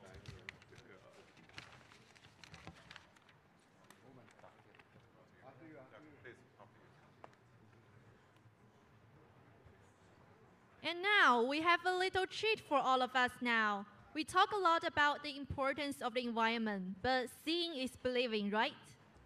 Okay, now one of the panelists in the next session has made an amazing video. He commissioned the top filmmakers in Hong Kong to capture the environment of Hong Kong. And it's just about to be launched, this film. We've got a little snippet of it, just 3 minutes. And we're going to project it big. You'll miss the bottom few inches, but I think it's really worth seeing from Dr. Samuel Choi. So please sit back for a moment and see just what we have to protect in Hong Kong.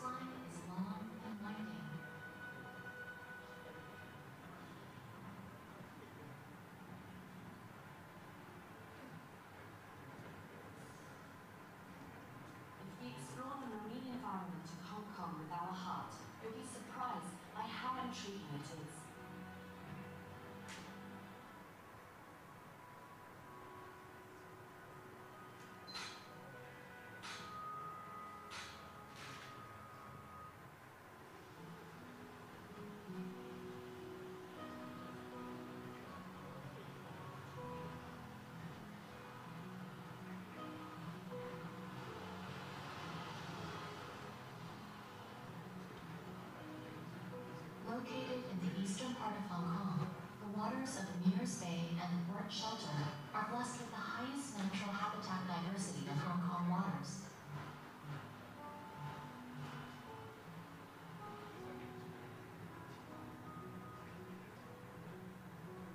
Take a stroll along the Nakla Trail and High Island Geo Trail.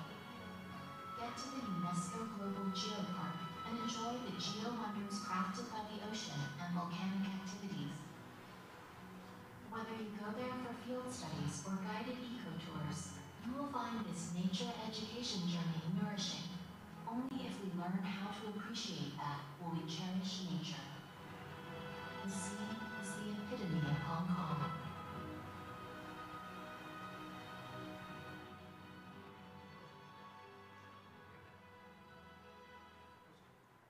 Thank you, Dr. Choi, for a great video. Now it's time for our second panel. The title is Innovation Drives a Greener Future. Let's welcome our moderator, Professor Whitman Hong, member of Global Council World Summit Awards. Thank you very much. Great to see you, Whitman. Let's also welcome the panelist members. They are Dr. Samuel Choi, Director of the Environmental Protection Department of the Hong Kong SAR Government. Professor Peng Gong, Vice President and Pro-Vice Chancellor and Professor of Global Sustainability at the University of Hong Kong.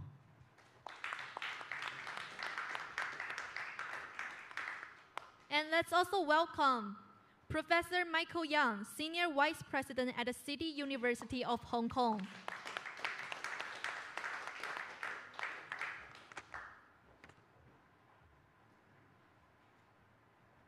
And also Mr. Albert Wong, founder and president of the World Green Organization.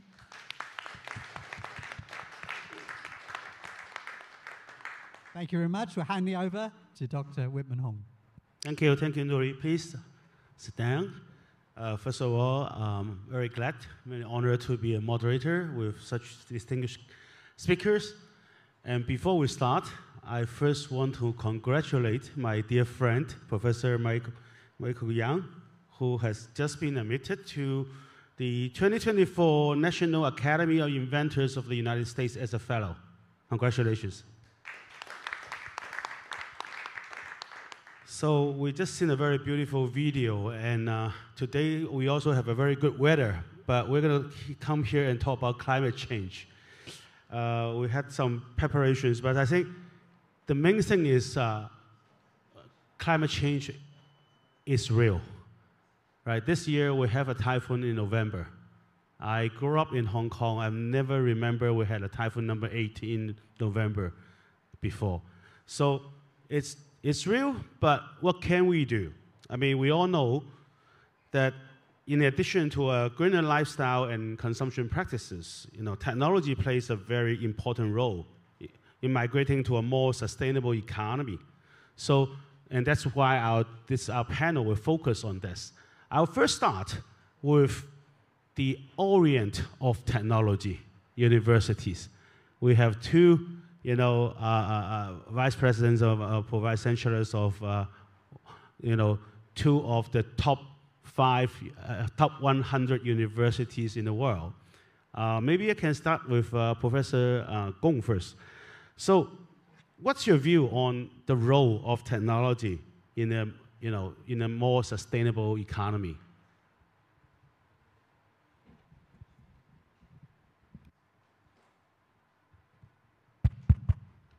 Well, thank you very much for this opportunity and for the question.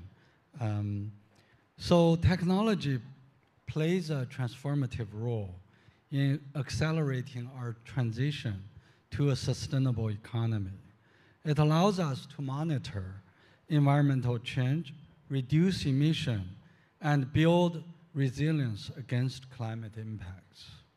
For example, in my own area, advancement in remote sensing and artificial intelligence enable real-time tracking and monitoring of global greenhouse gas emission, providing critical data for policymakers and helping detect potential tipping points or climate catastrophes today. However, technology solutions must be supported by robust policies, interdisciplinary research, and public engagement in order to maximize their impacts. Mr. Chair, that's my... Thank you, Professor. And Professor Yang, what do you think? You agree? Anything to add? Yes, certainly. I think technology, human society, the whole evolution, and particularly the revolution over the last 200 years, is because of the development of technology. Technology help improve or enhance the productivity, efficiency, and everything. But it is also this human activity, this increase in terms of the productivity that caused this increase carbon emission and other environmental issues. So it is, in my opinion, it's not just technology, it's the people behind the technology, how we can utilize them and utilize them more effectively and efficiently. And I think from that point of view,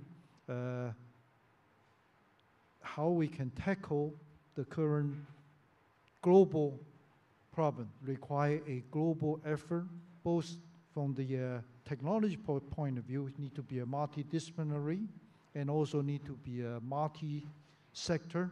It require the collaboration from academic, industry, investment, and the social community, and also a cross-boundary, a international effort. Thank you. I think, you see, I come from a background of technology myself, and after 35 years in technology, I always had this dilemma is we technologists sometimes had this tendency of over-promising, okay? And eventually it happens, but sometimes from when we expect that technology to bring improvement to actually when it happens to really make the impact can last anything from 10 to 30 years or even longer. So, of course, from university, we are really at the cutting edge at the very, very beginning because from there, then you have, productization, you make it in a product, then you go to the market, it's a long journey and there's a lot of uncertainties in between as well. So, but before that, maybe the two professors also can share with us a little bit about within your individual universities. Of course, Professor Gong, you are actually a professor in sustainability, so that will make it even easier. So what are the areas that you are actually focusing in terms of Hong Kong U? Thank you very much. So talking about, first of all, I agree that today's problem are multi-sector, particularly to address climate change impacts. We need basically the whole society. Nobody can be left alone. Everybody need to participate. They have different roles to play. And in climate change technology, it's no different than other technological development. Science comes first from basic research in the universities. And then you really need to collaborate with entrepreneurs and also marketing people, working together, join hand in hand, take the best practice in the world on technology transfer, and eventually to, in a hope that the companies will meet with market needs and to help us to push forward the solutions in the society. But indeed, Mr. Chairman, you asked me to share a little bit about our own research in the university. So at HKU, for example, we built an Institute for Climate and Carbon Neutrality. And in that, we try to promote science and technology development. Usually it's original, not meeting the market. And we also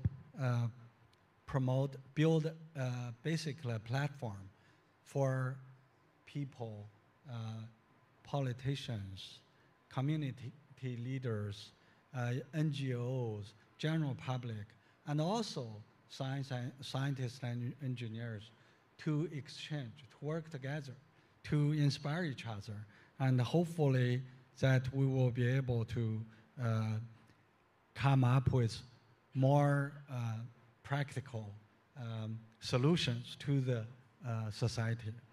And the last one we are doing in the Institute is actually to promote teaching.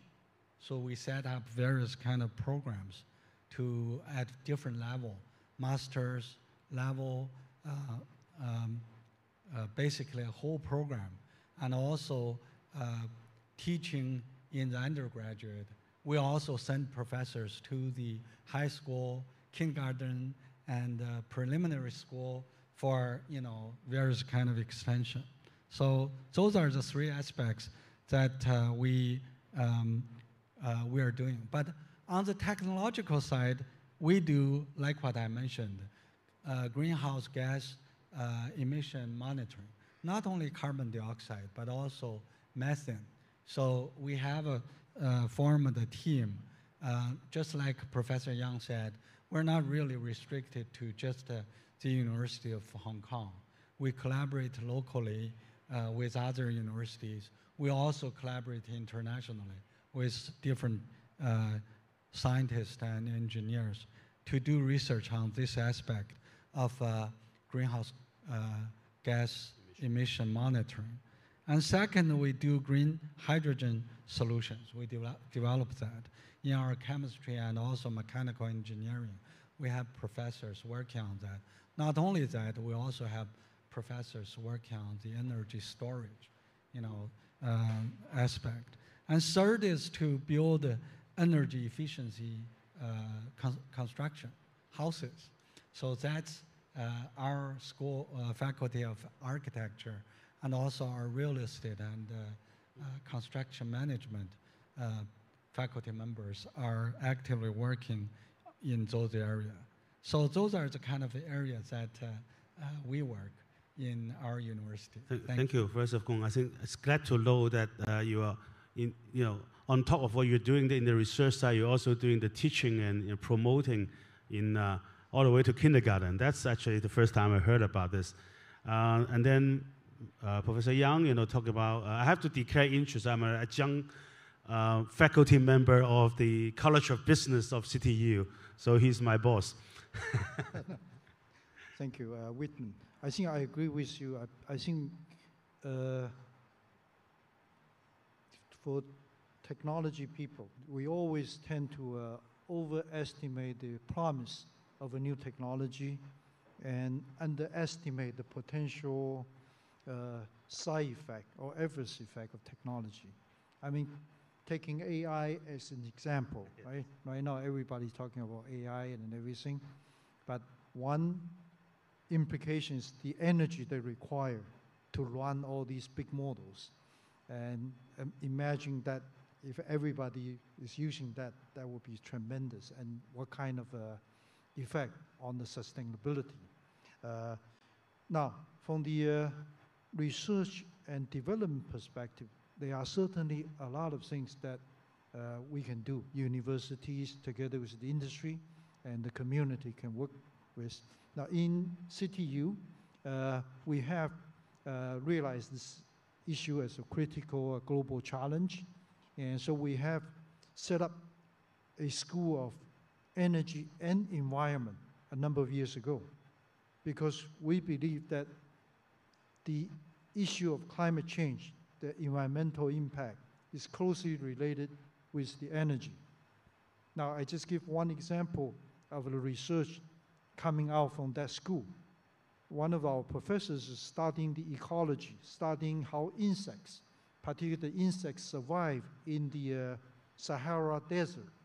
The desert can have a surface temperature of 60, 70 degrees, but they are organisms, insects, they can live there. And so with further study, they find out that actually the insect has developed throughout maybe millions of years of evolution, some kind of a surface, the shell, that has some kind of narrow structure that can deflect the infrared, the heat from their surface. And so come back to the lab, our research team actually synthesized some kind of nano material that has the similar property that can reflect the infrared wavelengths of the light back to outer space. So the research team has managed to convert that into some kind of a painting. And we have done a test last year actually in the San Shui Po area next to CTU.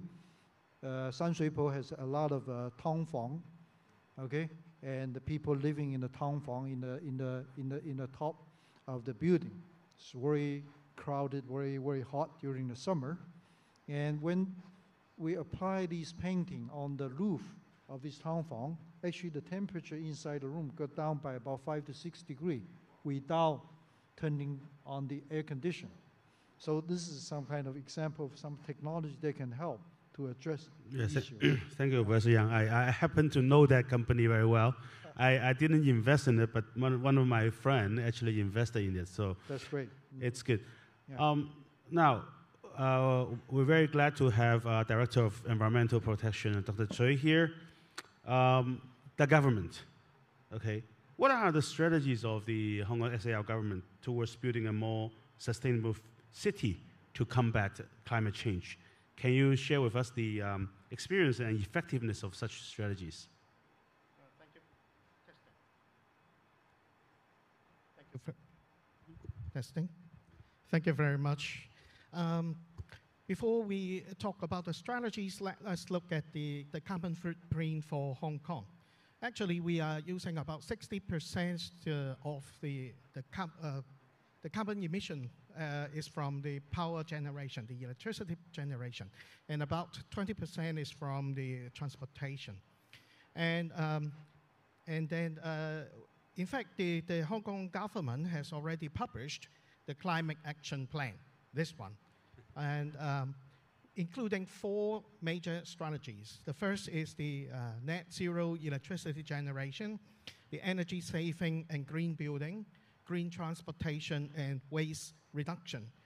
In this plan, we have already set our targets to reduce the carbon emission from 2005 to about half in the year of 2035 and achieve carbon neutral in 2050.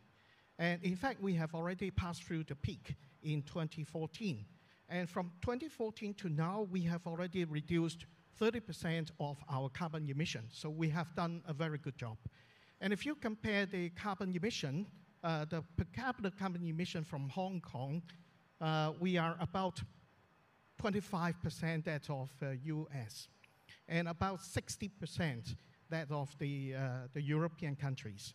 So we have achieved a quite low number. And you will think why we are so low. And first of all, we would see the fuel mix in Hong Kong. We have about 25% now is using coal, and 25% is using nuclear energy, and about 50% is using the natural gas. And in fact, this has already changed from about 50% coal to 25% coal. That is why we have cut a large amount of the carbon emission. And in the future, we are going to have more nuclear energy, and then we have more the green energy. And also in our public transportation, we are a little bit different from the other countries in the world. 90% of our transportation is based on the public transportation system. And about that is 50% is by the MTR, the Mass Transit Railway. And the other half is mainly based on the public buses and public light buses. So that is why we have achieved a very low carbon emission. And we are going to do more. And we are prepared to use more new technologies, new energy sources, and also we are getting prepared for the climate resilience, which I think the whole world is going to prepare for that. I like the word resilience, but I would like to learn a bit more. But before that, you just mentioned about technology. So what do you see is, what role does technology play in this?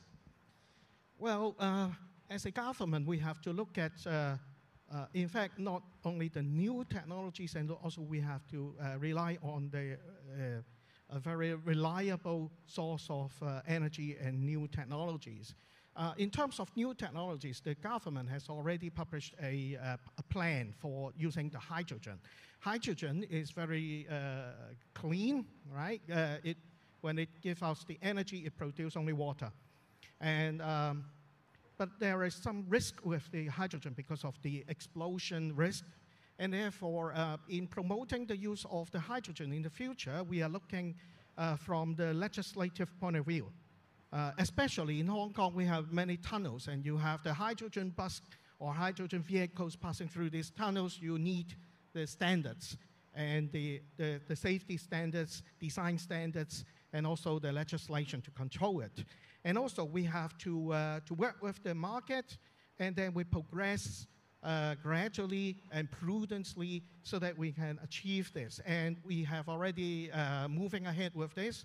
We have now getting to promote the use of using the for trial for the heavy vehicles like the street washing cars, the refuse collection vehicles, double-deck buses, and coaches, and so on. And we also looking at other sources like uses, like the power supply in the construction sites.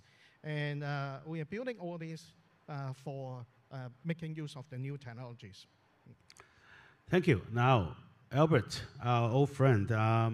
Albert has always been known as the Mr. Green, and he loved to dress in green as well. And today, I know you have been promoting a liaison on Green Belt and Road. I remember you told me this like 10 years ago, just when we started the Belt and Road. Can you elaborate that and also talk about what is China and other countries doing in this? And I know you were a member of this UN committee in Asia, also specializing on green economy. Can you also explain a little bit of what you do there? Okay, thank you, Whitman. Green Belt and Road. I think this description of Belt and Road has been there for quite a number of years, since it started. We put green in front. Of course, we believe that the Belt and Road initiative is a very powerful and impactful journey that a lot of countries can join in. But to make it more meaningful, I mean, because we have a new meaning in the UN about the word green.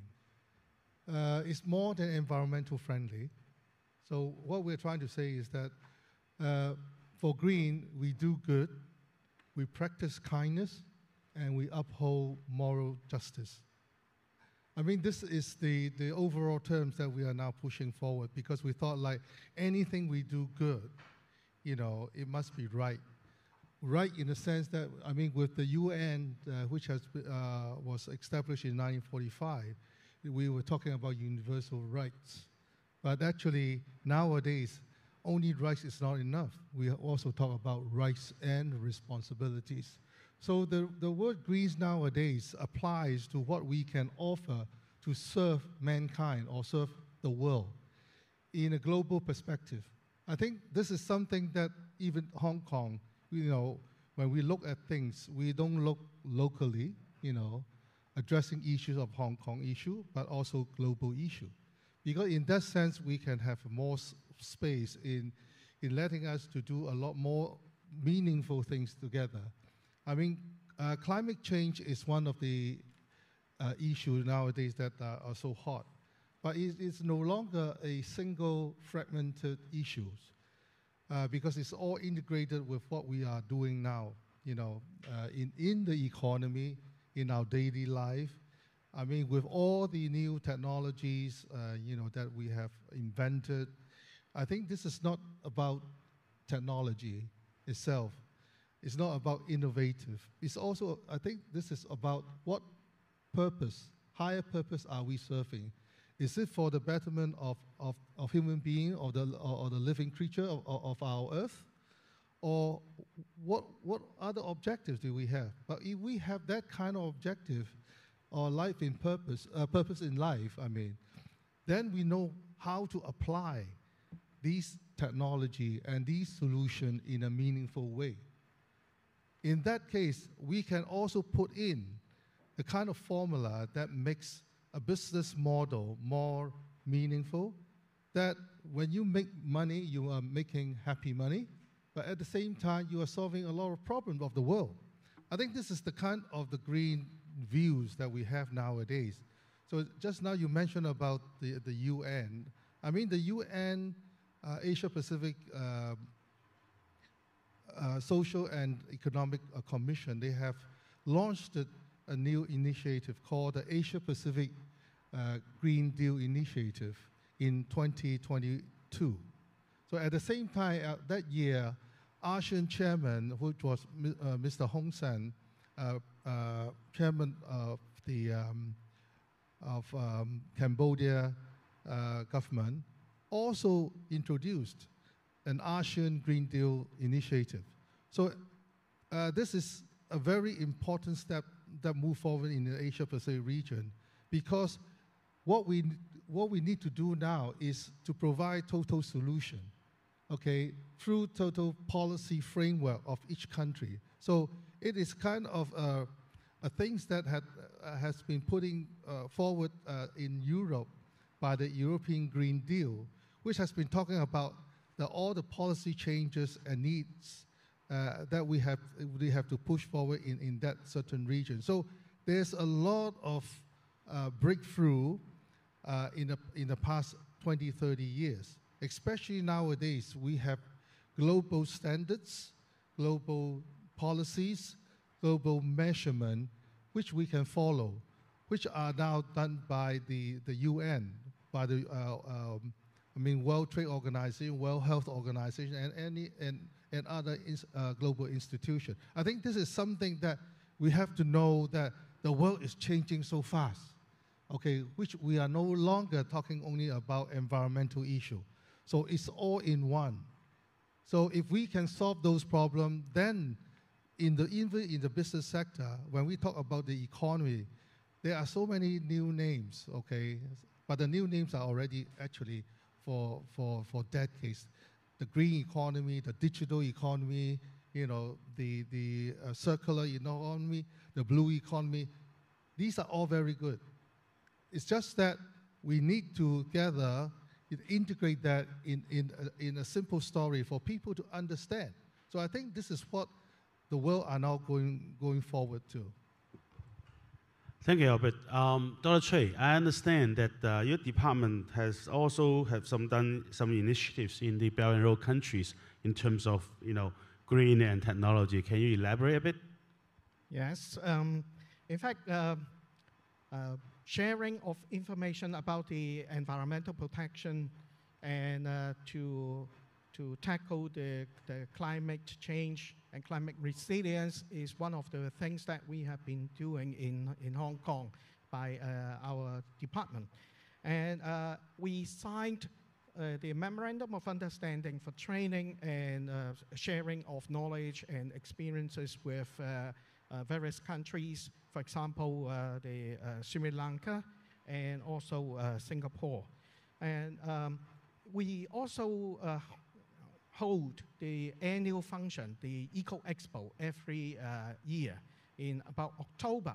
And we will show the new technologies and the way we deal with all these challenges during this Eco Expo. And for example, we arrange visits for our counterparts in these countries to see what we do in Hong Kong.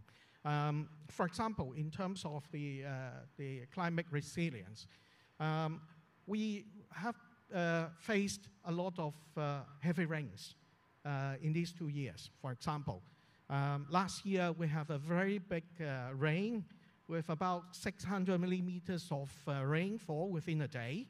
And we only have a very limited area of flooding. And we have a lot of rain during the past 20 years, but you seldom heard about, or in fact you have not heard about, any major landslides in Hong Kong. It means that, in fact, the government has been doing a very good job in our infrastructure. And these are experiences and knowledges that earned by us over the last 20 to 30 years in controlling the flooding, in controlling the landslides, and so on. And during these, the Eco Expo period, apart from the new technologies and also the exhibition we hold, we bring them to see what we do in terms of how we deal with the flooding.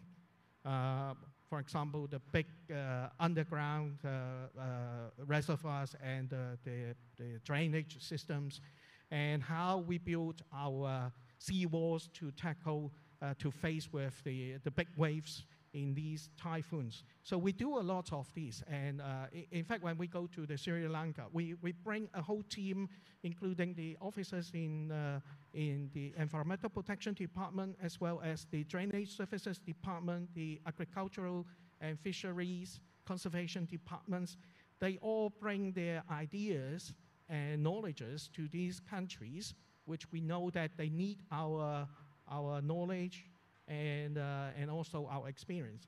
And last time when we visited them about a few months ago, we also bring some air quality modeling and water quality modeling. We develop the systems for them so that they can move on how to use this to help their countries. They love it, and they hope that we can continue to help them. That's very good to know, you know. Sharing of information, collaboration, and sharing of best practices. I have to compliment, I remember when I was a kid, we had landslides and we had floods, okay? And I used to live in a wooden hut in where Cyberport is today, and I experienced one typhoon number 10 then, and it was quite an experience. I was a kid, but nowadays we don't see that anymore, so really this is good. My next question is, we talk about all these good things, technology, helping, resilience, but what are the roadblocks? What's preventing us? Okay, we have achieved 30% carbon reduction, but there's still 70% left, right? Where, you know, we think we are, Hong Kong people are a little bit more environmental friendly in terms of our emission, but personally, I'm not 100% sure. That's just one measurement. If you look at the bottled water we have consumed, we may have other measurements. So really, I want to ask one by one, maybe start again from the universities. Professor Yang first. What do you think are the roadblocks? What do you think are the things preventing us to take advantage of such good technologies and initiatives and best practices and actually making it happen, and not just happen in one place, but happen everywhere?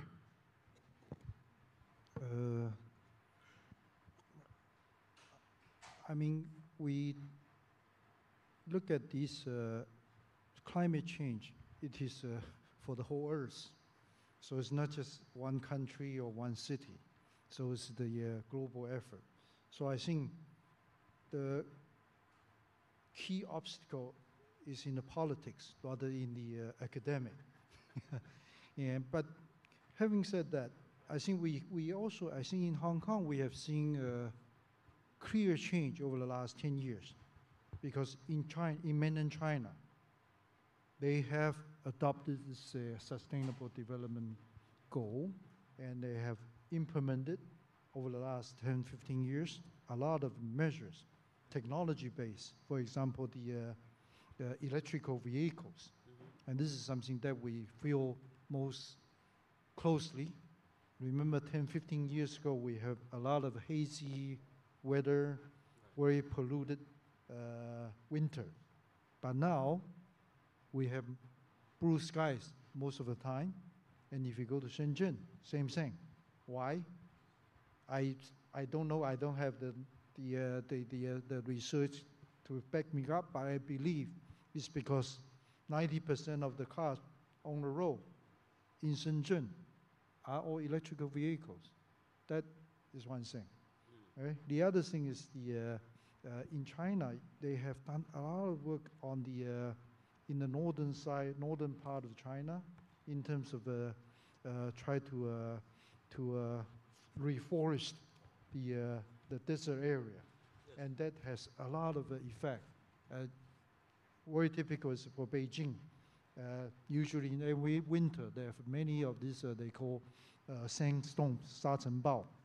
But now you see fewer and fewer, and that's some effort that can be made. So once you have a determination, and the government has the goal and mobilize the whole society, I think it can be overcome.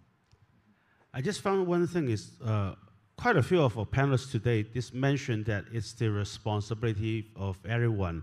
So it's not just one place, it's not just one city, it's not just the government or the university, but it's everyone. So I learned this phrase in Chinese before, but I just dig it out from my phone. There's this saying called, no snowflakes is in an avalanche ever feels responsible.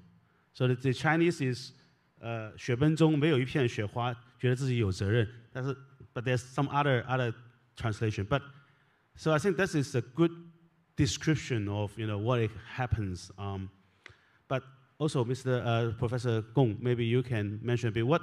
So Professor Yang said it's policy. I actually no, not policy, politics. Politics. Okay. We unfortunately we don't have many politicians. We have Herman's kind of a politician, but unfortunately Dr. Chui is a technocrat, so he's not a politician. We probably have to talk to the politicians later. But I kind of not totally agree with you. So, but I will reserve my comments later, because if policy can solve all the problems, we shouldn't be where we are today, this world. Okay, so. We'll leave it to that. And also, I do know that in Shenzhen, the number of electrical vehicles is not 90%. It's a little bit around 60. So it's something like 61 or something. So it's good enough. But Hong Kong is about 10%. Okay, less than 10. Less than 10. Probably more. You sure? Yeah. Okay. Maybe my figures from the transport department differs from yours. Anyway, it's a bit outdated. Maybe I was not counting the public vehicles. Okay, yes, I was, because I'm involved in the road safety for 25 years, so I was paying attention. Anyway, Professor Gong. I think, first of all, I'd like to make a little bit of additional observation about the mainland. In recent couple of years, actually, there's quite a bit of difficulty in China, in Beijing. If there's no wind, again, the problem is coming back. The air pollution is still quite serious. So that's really not something that we hope. But it's almost like you're climbing a sandy slope. You go up 2 steps, you slide down back a little bit. So hopefully we will get to our final top of the hill. But right now, it's a problem we have to admit. There's a challenge. That why does that cost so? It's mainly because of the loosened control, because people need to live. loosener control on the use of polluted energy, not necessarily car. Now, vehicles in the northern China plan probably account for about 30% of the air quality contribution. So the other 70% are mainly, burning of fossil fuel. So that's something that we should still observe, that it's difficult for people to really just stop, starving themselves and then try to have a good environment. So, but on the other hand, indeed, we need to take group actions. Right now, lots of people know the issue, but can we change our habit? So you are asking university's role and the roadblocks. I think in the university, we need to build something like universities themselves should have strategic plans on sustainable development, on green development, on combating climate change, and then make that into the heart of all the staff, faculty members, and also students, and have specific tools to help them to make change. I think, right now, let's take computer storage as an example. People will ignore, feel that, my little computer, I'm storing something, when I use it, it's so easy for me to access. That's live memory, then it's easy to access. If we can have a better way of storing data and knowledge in the computing system and making those storage devices turn on only when you need it, actually provided the turning on and off are relatively safe and not hugely consuming extra energy, then that's something that we should look into. I think those are the small amount adding up together eventually will cause the big pollution or problem. The reason I want to choose the computer area is today it's so hard for people to devote so much computing power into the chase of general foundation model development. Everybody is trying to do that. Actually, it's a waste of energy. It's another peak of, where does the energy come from? Unfortunately, it's not totally clean energy. Any share of the non-clean energy, if you put up the requirement of energy, then you are making more emission. So we are doing a research and calculating this and see how sustainable it is and see if we can change our demand and not to just go after others to do the 1+ thing. I think there we can save lots of energy. It's very dangerous today. We go after AI because AI is consuming a lot of energy. Yes. I remember reading the CEO of AMD saying, the lady, she said that in the future, all these AI computers, data centers, each data center needs to be powered by one nuclear power plant. So that really, I think if that is the case, maybe we have to rethink. I came from a computing background myself, so we are as guilty as a lot of the other pollutants. I remember when I graduated in the 80s, I was in office automation, and the first thing we said is we're going to turn it into a paperless office. And unfortunately now, after 35 years, we're still not there. We're getting there. I try not to print out things, but still, we're not paperless just yet. Okay, and I remember when we first introduced teleconferencing, we thought that's going to save a lot of air tickets. Didn't go that way. So really, I wonder, some of these things, Professor Gong just said, people need to live. We agree people need to live, but can people live in a more sustainable manner? I think it all comes, in a certain extent, to affordability of this new technology. The people are burning their fossil energy because it's cheaper, or at least it seems to he or her is cheaper. The total cost is not, right? The external cost in economy is not, but for that individual. So how do we change that behavior? Anyway, we can discuss that in the next question, but I want Dr. Chui to talk about what are the roadblocks. Is it policy? Well, I would say from the government point of view, there are many things that are blocking these. First of course, is the financial implications, and then the infrastructure, and well, just take some examples. What the professors has already said is the cost, or using the EV, the electrical vehicles. In fact, in Hong Kong now, we have already got 100,000 private cars in Hong Kong. It's about 10 to 15% of the private cars now is in using the electricity to drive. And this is the cumulative. If you just look at the new cars, over the last 1 year, we have already reached about 2/3 of our new cars is already the electric vehicles. And this, why is that there is a drive to that? Of course, the main reason is that the cost. And of course, it's easy to use.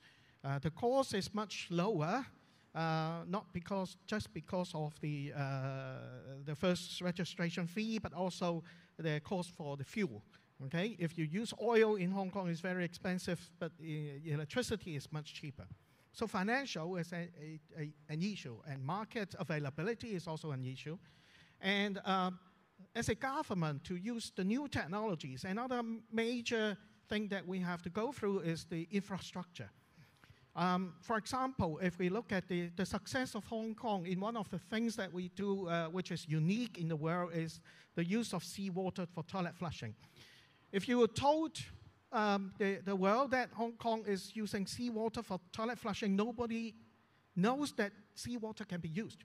And if you ask the people in Hong Kong, they would say why they don't use it. So it's so strange, right? Because Hong Kong is the only place used the seawater for toilet flushing. And then a lot of the people will ask questions about corrosion problems, corrosion of the pumps, or etc., valves, and so on. But just one simple answer is that if a city used a technology for 60 years, the problem should be solved. Otherwise, we will not continue to use it, right? So, but what is blocking the other places to use the seawater is mainly because they don't have the infrastructure.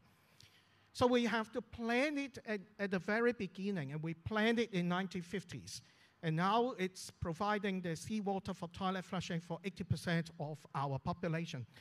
And the cost of that and the energy consumption, if we compare the energy consumption, we're talking about seawater is only 50% of the energy that is used by freshwater, and only 10% of reclaimed water for using water reuse, and only 1% if you compare with desalination. So it's a lot of energy saving if you use the seawater. And then, while maybe some people would say that if you use the seawater, you can't use the reclaimed water from a reuse of water. And that problem we also solved. In fact, if you use the seawater for toilet flushing, we already save 20 to 30% of the fresh water that we use, because you use a lot of water to flush the toilets. And the total amount of the water that we save is already more or less the same as Japan in the whole country for reclaimed water. And in fact, in the new airport in Hong Kong, we use the seawater for toilet flushing and also for cooling. We use a lot of seawater for cooling, which saves a lot of energy as well. And we also use a lot of the reclaimed water for irrigating the grassland. You can see the grassland, the landscaping plants. They are using the reclaimed water. So we reduced the water consumption by 50%.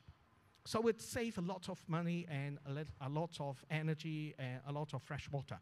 And, but what is blocking the other countries is the idea, is the infrastructure. And we need to plan it in the early stage. So, well, because we have a little bit more time, I'm not sure whether you want another example. Okay. Another example which we recently done in Hong Kong, which is also a very unique in the world, is the COVID. Well, we have passed through the very difficult time of COVID-19 in the past 3 years. I think everybody remembers. In Hong Kong, we have no lockdown at all during this period. And what you will see or what you hear from the televisions and the radio is that we are using the sewage. We do the sewage surveillance, taking samples from our sewers network, and then identify the high-risk area to do the compulsory testing. And it's happened to be very, very successful. And during that major period of the time, in fact, we set up a 400 people team taking the samples every day in the morning at about 6 a.m. to 11 o'clock, collect the samples, do the analysis, the chemical and the biological analysis, and get the data at about 10 o'clock in the evening, in the night time. And then we complete the data analysis and then produce the report every day before 9 o'clock in the morning. And then these information were used to identify the high-risk area where we need to use we use the compulsory testings, blocking the buildings, and then distributing the rapid testing kits for self-testing and identify the hidden cases and isolating them. And then we controlled. During the peak time, we have about 80,000 people getting infected every day in about the end of February. And by using this technology, sewage surveillance, we can control it to about 1,000 people in April. And we also, based on this technology of collecting the samples from the sewage, we can, using the statistical analysis, we can predict the number of new cases 4 days ahead. And the accuracy is 98% for a whole period. And then, of course, we do a whole day. So we do all these and using the new technologies. It is a very good experience in using the new technologies, but you have to have the idea, and also you need to go ahead and to do it right away. Thank you. Thank you. I happen to know, if I'm correct, is that technology was actually a lab from Hong Kong U, because I had visited that professor. So it was very impressive. So Albert, a different angle, non-academic, non-government. You have been an advocate. Yeah. And I know you also have been pushing the business sector to do more, I remember one of the initiatives from World Green Organization is actually teaching the corporates how to have a greener kind of operation mode. Can you tell us what's stopping us? Allow me to share a view. I mean, I have been meeting a number of countries' leaders in Asian countries, and certainly also in China. And most of them, they are ministers and also prime ministers, president. One of the question that I asked them, which they came back, surprisingly, although they overlook the whole country, each of their own country, But actually, there's a lot of questions they don't even have a clue or any answer to it. So I think the problem now is that it's not the problem, but also opportunities to let more people understand what is happening to the world. There are so many solutions nowadays, socially and commercially viable solutions. There are a lot of things that can be practices through the good manufacturing practices or business practices, and they are proving to be right. So there's a lot of things, changes undergoing in every country. I mean, even in Asian country or even in Africa, or Middle East. Certainly a very good example where we can showcase a lot of successful cases are from China. So, I mean, even in the past 2-3 years, now more and more example from China has been illustrated in the UN. Because in the past, they were so afraid to even mention about any examples in China. But nowadays, we are talking about real facts, okay? And also the infrastructure of what our other speakers has been talking about. Infrastructure, policy, politics, whatever we mentioned about. I think one of the key issue is about what solution, what benefit can bring it to every stakeholders. Because that is very important for politician, for the businessman, for the layman, for the educator, for the government sector. I mean, a lot of now new solutions are catered to solve a number of problems at the same time. So it's a multitask things that are happening in the world.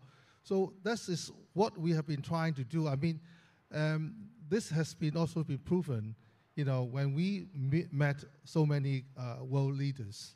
And they were coming back, and then we were asking also another question is that, which issue is the most important issue that if you're a government, okay, what priority will you give to education first, environment, or the business sector, or whatever? They all came back nowadays with the same answer. Everything comes at the same time. So we have to solve and design from the very first beginning. So this is their thinking. So I think this is the mindset change that are very important nowadays. So what we have been doing is to do kind of these piecemeal works in the past 10, 15 years in the community. But it's not only the World Green Organization, it's that a lot of different institutions are doing different things in a piecemeal manner. But maybe some people know, maybe some people doesn't know. But altogether, we are forming a kind of a movement where I think people are now realizing the need of the changes that we have to go through now. So I think this is what I have in my mind. Right. I know you are also sometimes into investment. What does the financial industry view in terms of green tech? I mean, Paul Pong is gone, but he was mentioning about this new investment fund, of course, the bonds market. But I remember, if you asked me 10 or 15 years ago, all the so-called, environmental protection business in terms of like recycling and those, none of them makes profit, okay? And it was a very difficult, but maybe that's just because at that time the infrastructure wasn't there. Yeah. But recent years, I do have seen, at least in my industry, that we are, even my own company, we are actually investing into, new green technology or related ones. And I'm seeing like institutions also come to us and ask to invest into our incubatees. What do you think? I think as I said, the world is changing very fast in such a pace that we have to catch up with all the, not only the technology, but also the kind of business model that the world are now changing into. For us, like, we are not looking only on technology, it's how the technology can apply to fulfill or achieve the multitask that we have just mentioned. Because nowadays, actually, in the past, we were only talking about a single technology on a certain material or what. But actually, those materials can be applicable to many different industries and how you think, how you apply. And the investors are now looking into it in a different way because that is the potentiality of that investment. Because it's no longer, it's not just about like the, just the technology in this AI or whatever, but also in material or nanotechnology or other that are applicable. So they are thinking of like how you apply and how you can make it really, really robust and make it big and multiply effect. Thank you. Yeah, I know what you're talking about, but of course, personally, I'm still involved in some very single task technology that are easier to measure its impact and easier to commercialize, actually, in my opinion. I have a question from the floor. It's how can we educate the world about selfishness, which is hindering our fight against climate change? So this person is already identified. Selfishness is one of the roadblocks, I think, while we were talking about all these things. It says Hong Kong U question mark, so I guess we start with Hong Kong U. But I would think that education of the general public is not the job of one university. It's also the government, it's also us as a media and industry leaders. So, but we start with Professor Gong. How do we teach them? How do we educate them? The reason I already mentioned, I agree with you, that it's a whole society's issue. Obviously, education is important. Yes, we all, from kindergarten to the university, we need to train people to become aware of the issue, to really being able to provide evidence-based, intelligence and wisdom to everyone in the society, in the hope that we are able to overcome the selfishness issues, and also because in this business, it's almost like you try to think that you gain something, in the meantime you lose something else. So if everybody is aware of that, and also in our culture, in the Chinese circle, being able to stand out, to point out other people's improper or misconduct takes courage. And it's also an education issue. Again, it's not just the educators' responsibility. It's the employers, government, and also families' responsibility.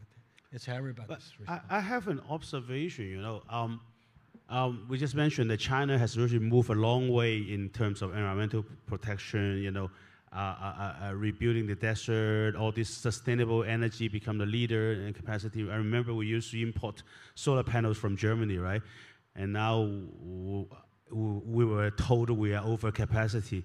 But anyway, in China, I would think the ordinary citizens, all these people on the street, they're not as environmental aware compared with our European friends. So when I walk on the street of Europe, or when I talk to my European friends, they're all talking about this. Every time I see them, they ask me about, what are you doing? What's Hong Kong doing on climate change? Here, the government is doing a lot of things. The government is making rules. We are now having no plastic forks and knives, and people are still complaining about it. But the reality is, there's two approaches. Here, we try the government make the decision, set the rules, and do it. There, the government does set the rules, but they also, for whatever reason, they're ordinary people on the street, especially the younger people. I'm not talking about that little girl, but some other younger people. Their awareness is much stronger than what we see in Asia, actually, not just China, but in Asia. Is there anything we can do about it, Michael? Or should we do anything about it? Or just let the government do its job and we just sit back and relax? Now, go back to the original question from the floor about the selfishness. I'm not sure whether selfishness is the reason. I would think it's more like ignorance, because human, we only have lifespan like 80 to 100 years, right? So we cannot look beyond in a larger scale in terms of time and space. And the climate change is with very much longer span. And the effect take a very long Theoretically, but we're probably going to see it in our lifespan, unfortunately. I know, but you don't feel it dramatically, like you starve or you're facing the war, and that's imminent, right? And so I think that's one thing. And so it's a matter of how the whole society can instill, I think, two things. One is from the regulation point of view. For example, we have to pay tax. We don't like to pay tax. But if you don't pay, you will be in trouble. Okay, so that's from the regulation perspective. Secondly, it will be from the more sort of ethical or conscious, to build up this sort of ethical code into the human conscious. I mean, 100,000 years ago, I don't think human has the ethic that if you're hungry, you don't go to the neighbor and try to take the food from the neighbor, right? But over the years, now it's built up in the ethic of the human modern society, and so, and also in the conscience of every child, all the children.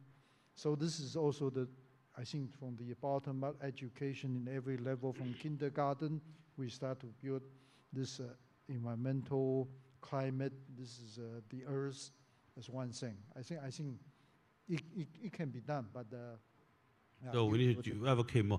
Anyway, in the interest of time, I would now like to ask every panelist to give me a 1 minute, not a summary, but more of a, let's be positive, forward-looking. What can the society do as a whole to bring solidarity to the fight on climate change? So start from maybe Albert. Yeah. Thank you, Women. We are actually in a journey of globalization, and it cannot be reversed, actually. So either you walk in positively. I'm a super positive thinker, okay? And then I also realized that, I mean, we have learned enough from the history. So don't make same mistake again, or don't make better mistake again, okay? So in order to avoid that, actually, I would like to say that there are things that are right and wrong that we have to identify. To me, it's no gray area. The kind of green things that we are talking about, the moral justice, or all these things that we're talking about, about human beings, is to do the right thing. So if you think that is right, do it. Don't consider and wait. Okay, this is what I think. Dr. Chui? Well, as I have said, ideas are very important, and sharing of experiences and knowledge is also very important. And that is why we have been working very hard to share our knowledges with the Belt and Road countries. And we hope that we can continue to work on that basis. And especially Hong Kong has a very special location, and we are the super connector between the mainland China and also the rest of the world, and we hope to be a super value adder. And we also make use of our special situation and location, and we hope to build up a hub that we can share the knowledge and become the bridge of the technologies from mainland to the other places. Professor Gong? So I strongly agree with the previous speakers. And I have 4 points to re-emphasize. One is to promote technological innovation. Second is to foster collaboration platforms. And third is to enhance climate education and awareness, and fourth is to strengthen equity and also make sure we can act together. Thank you. Professor Yang? Yeah, I think very positively, I think technology eventually is going to bring all the solution. I think from the energy production point of view, eventually the hydrogen-based control fusion, these will, be, will certainly come into place that will have zero emission. Secondly, how to reverse the current carbon dioxide, how to remove the carbon dioxide from the atmosphere. I think that requires on the material science and also a number of other measures. And right now we are only use maybe 10% of the periodic table to build up whatever the material we have. So there's another 90% waiting to be explored. And with the power of AI, that will certainly come up with something very new and very powerful, I think. Well, on that note, let's join hands and thank our distinguished panelists for this wonderful discussion. Thank you.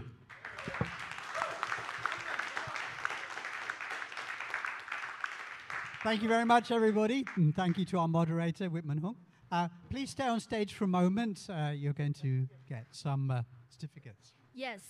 And let's welcome Mr. Chang Chi-kung, Deputy Secretary General of Hong Kong Coalition, to present the thank you certificates.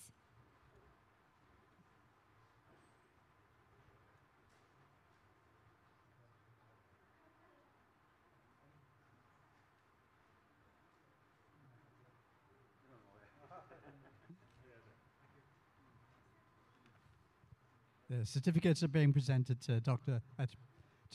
Whitman Hung, and also Dr. Samuel Choi, Professor Peng Gong, and Professor Michael Yang. Right. And please step forward for a group photo.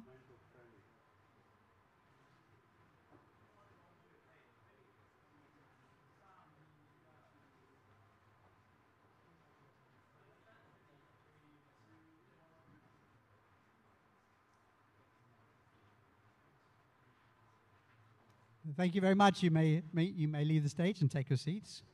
Thank you. Please be seated. Except for Mr. Jeong.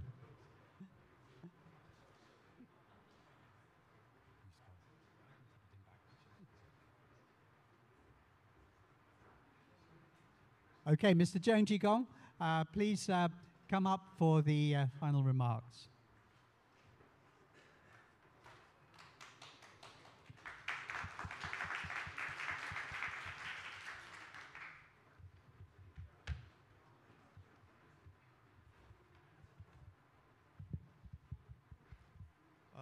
Thank you to all our honorable guests for joining us today and sharing your valuable insights. Sustainability is an agenda that has become increasingly important in 21st century. In recent years, with the promotion of ESG, sustainability has come to be a popular topic across multiple fields. We can observe a pattern.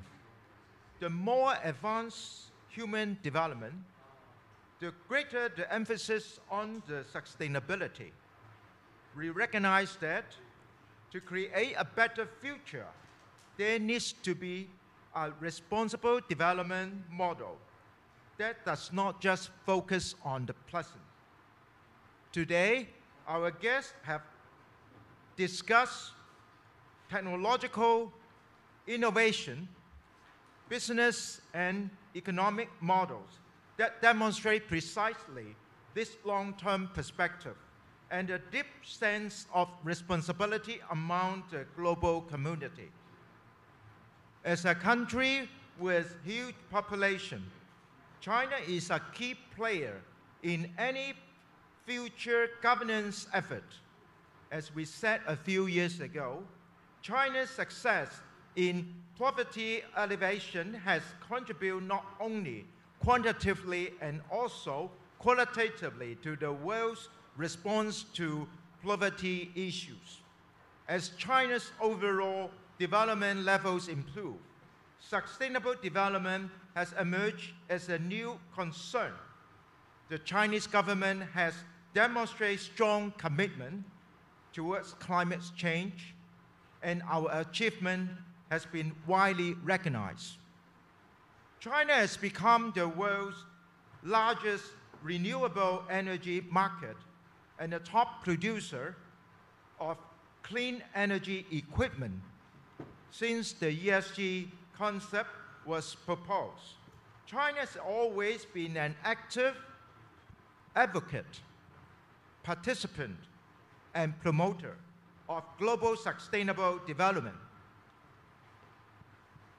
In terms of afforestation, the forest coverage rate in China has increased triple since the founding of the PRC. The new added vegetation area accounts for about 25% of the world's total increase. China's long-term climate pledges for 2030 and 2060 were also written into the 14th five-year plan, making the first five-year plan in the nation history to include climate goals. Furthermore, the Fifth Amendment to the Constitution in 2018 included ecological civilization in the Constitution for the first time, placing ecological governance and environmental protection in the path of the rule of law. Sustainable development seems to be a new topic in recent years. However, sustainability is a wisdom that our Chinese ancestors had always cherished. Now, I would like to invite every one of you to look at our history, the history of the Chinese ecological civilization. We have a philosophy, tradition of unity of heaven and man, 天人合一. Heaven refers to the natural environment on which human beings depend for survival and laws of nature within it.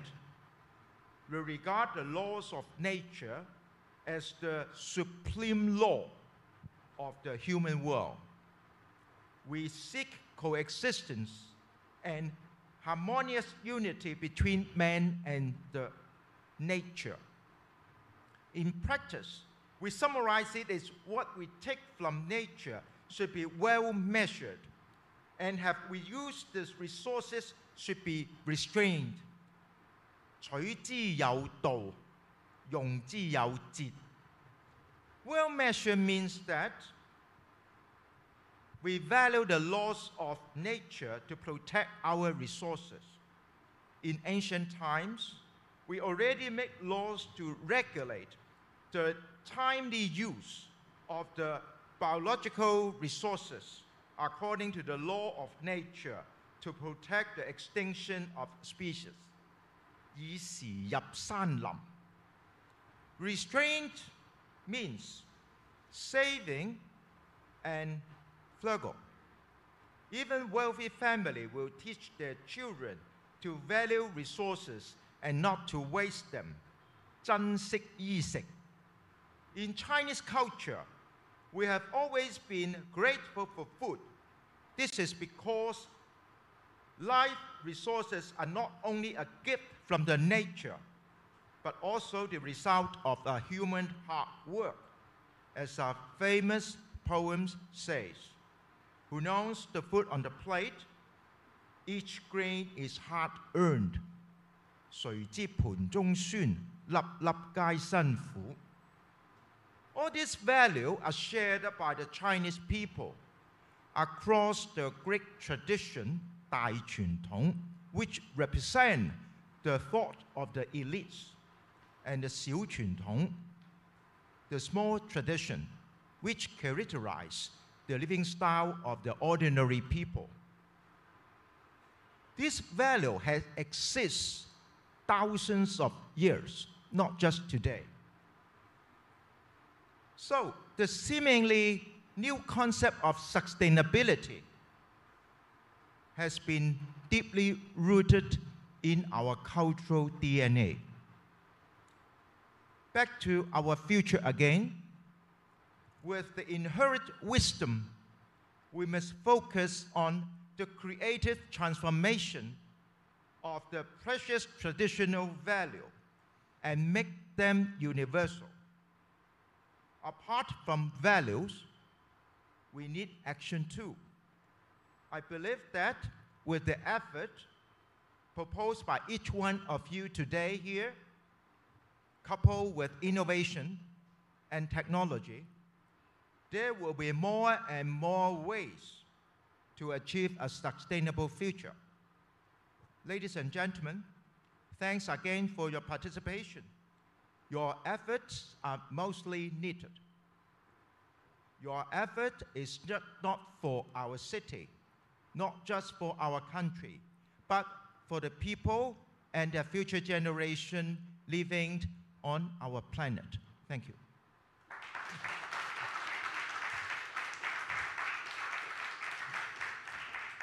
Thank you very much, Mr. Cheung. Actually, that was very fitting because Professor Hu started off by quoting Lao Tzu, and we have Mr. Cheung finishing by also quoting ancient Chinese wisdom.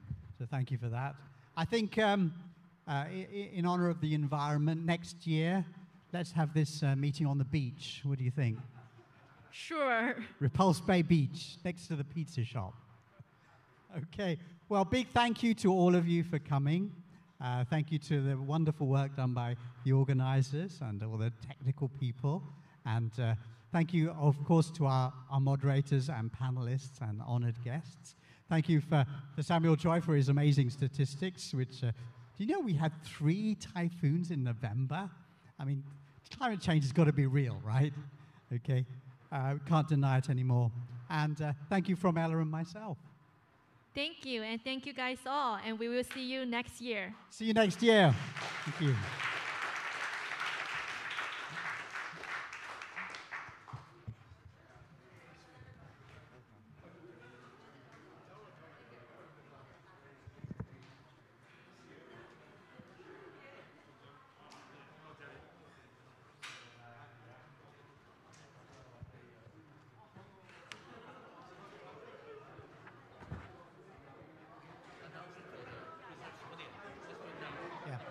Okay, that's the end of the live broadcast, but we're going to give a few certificates.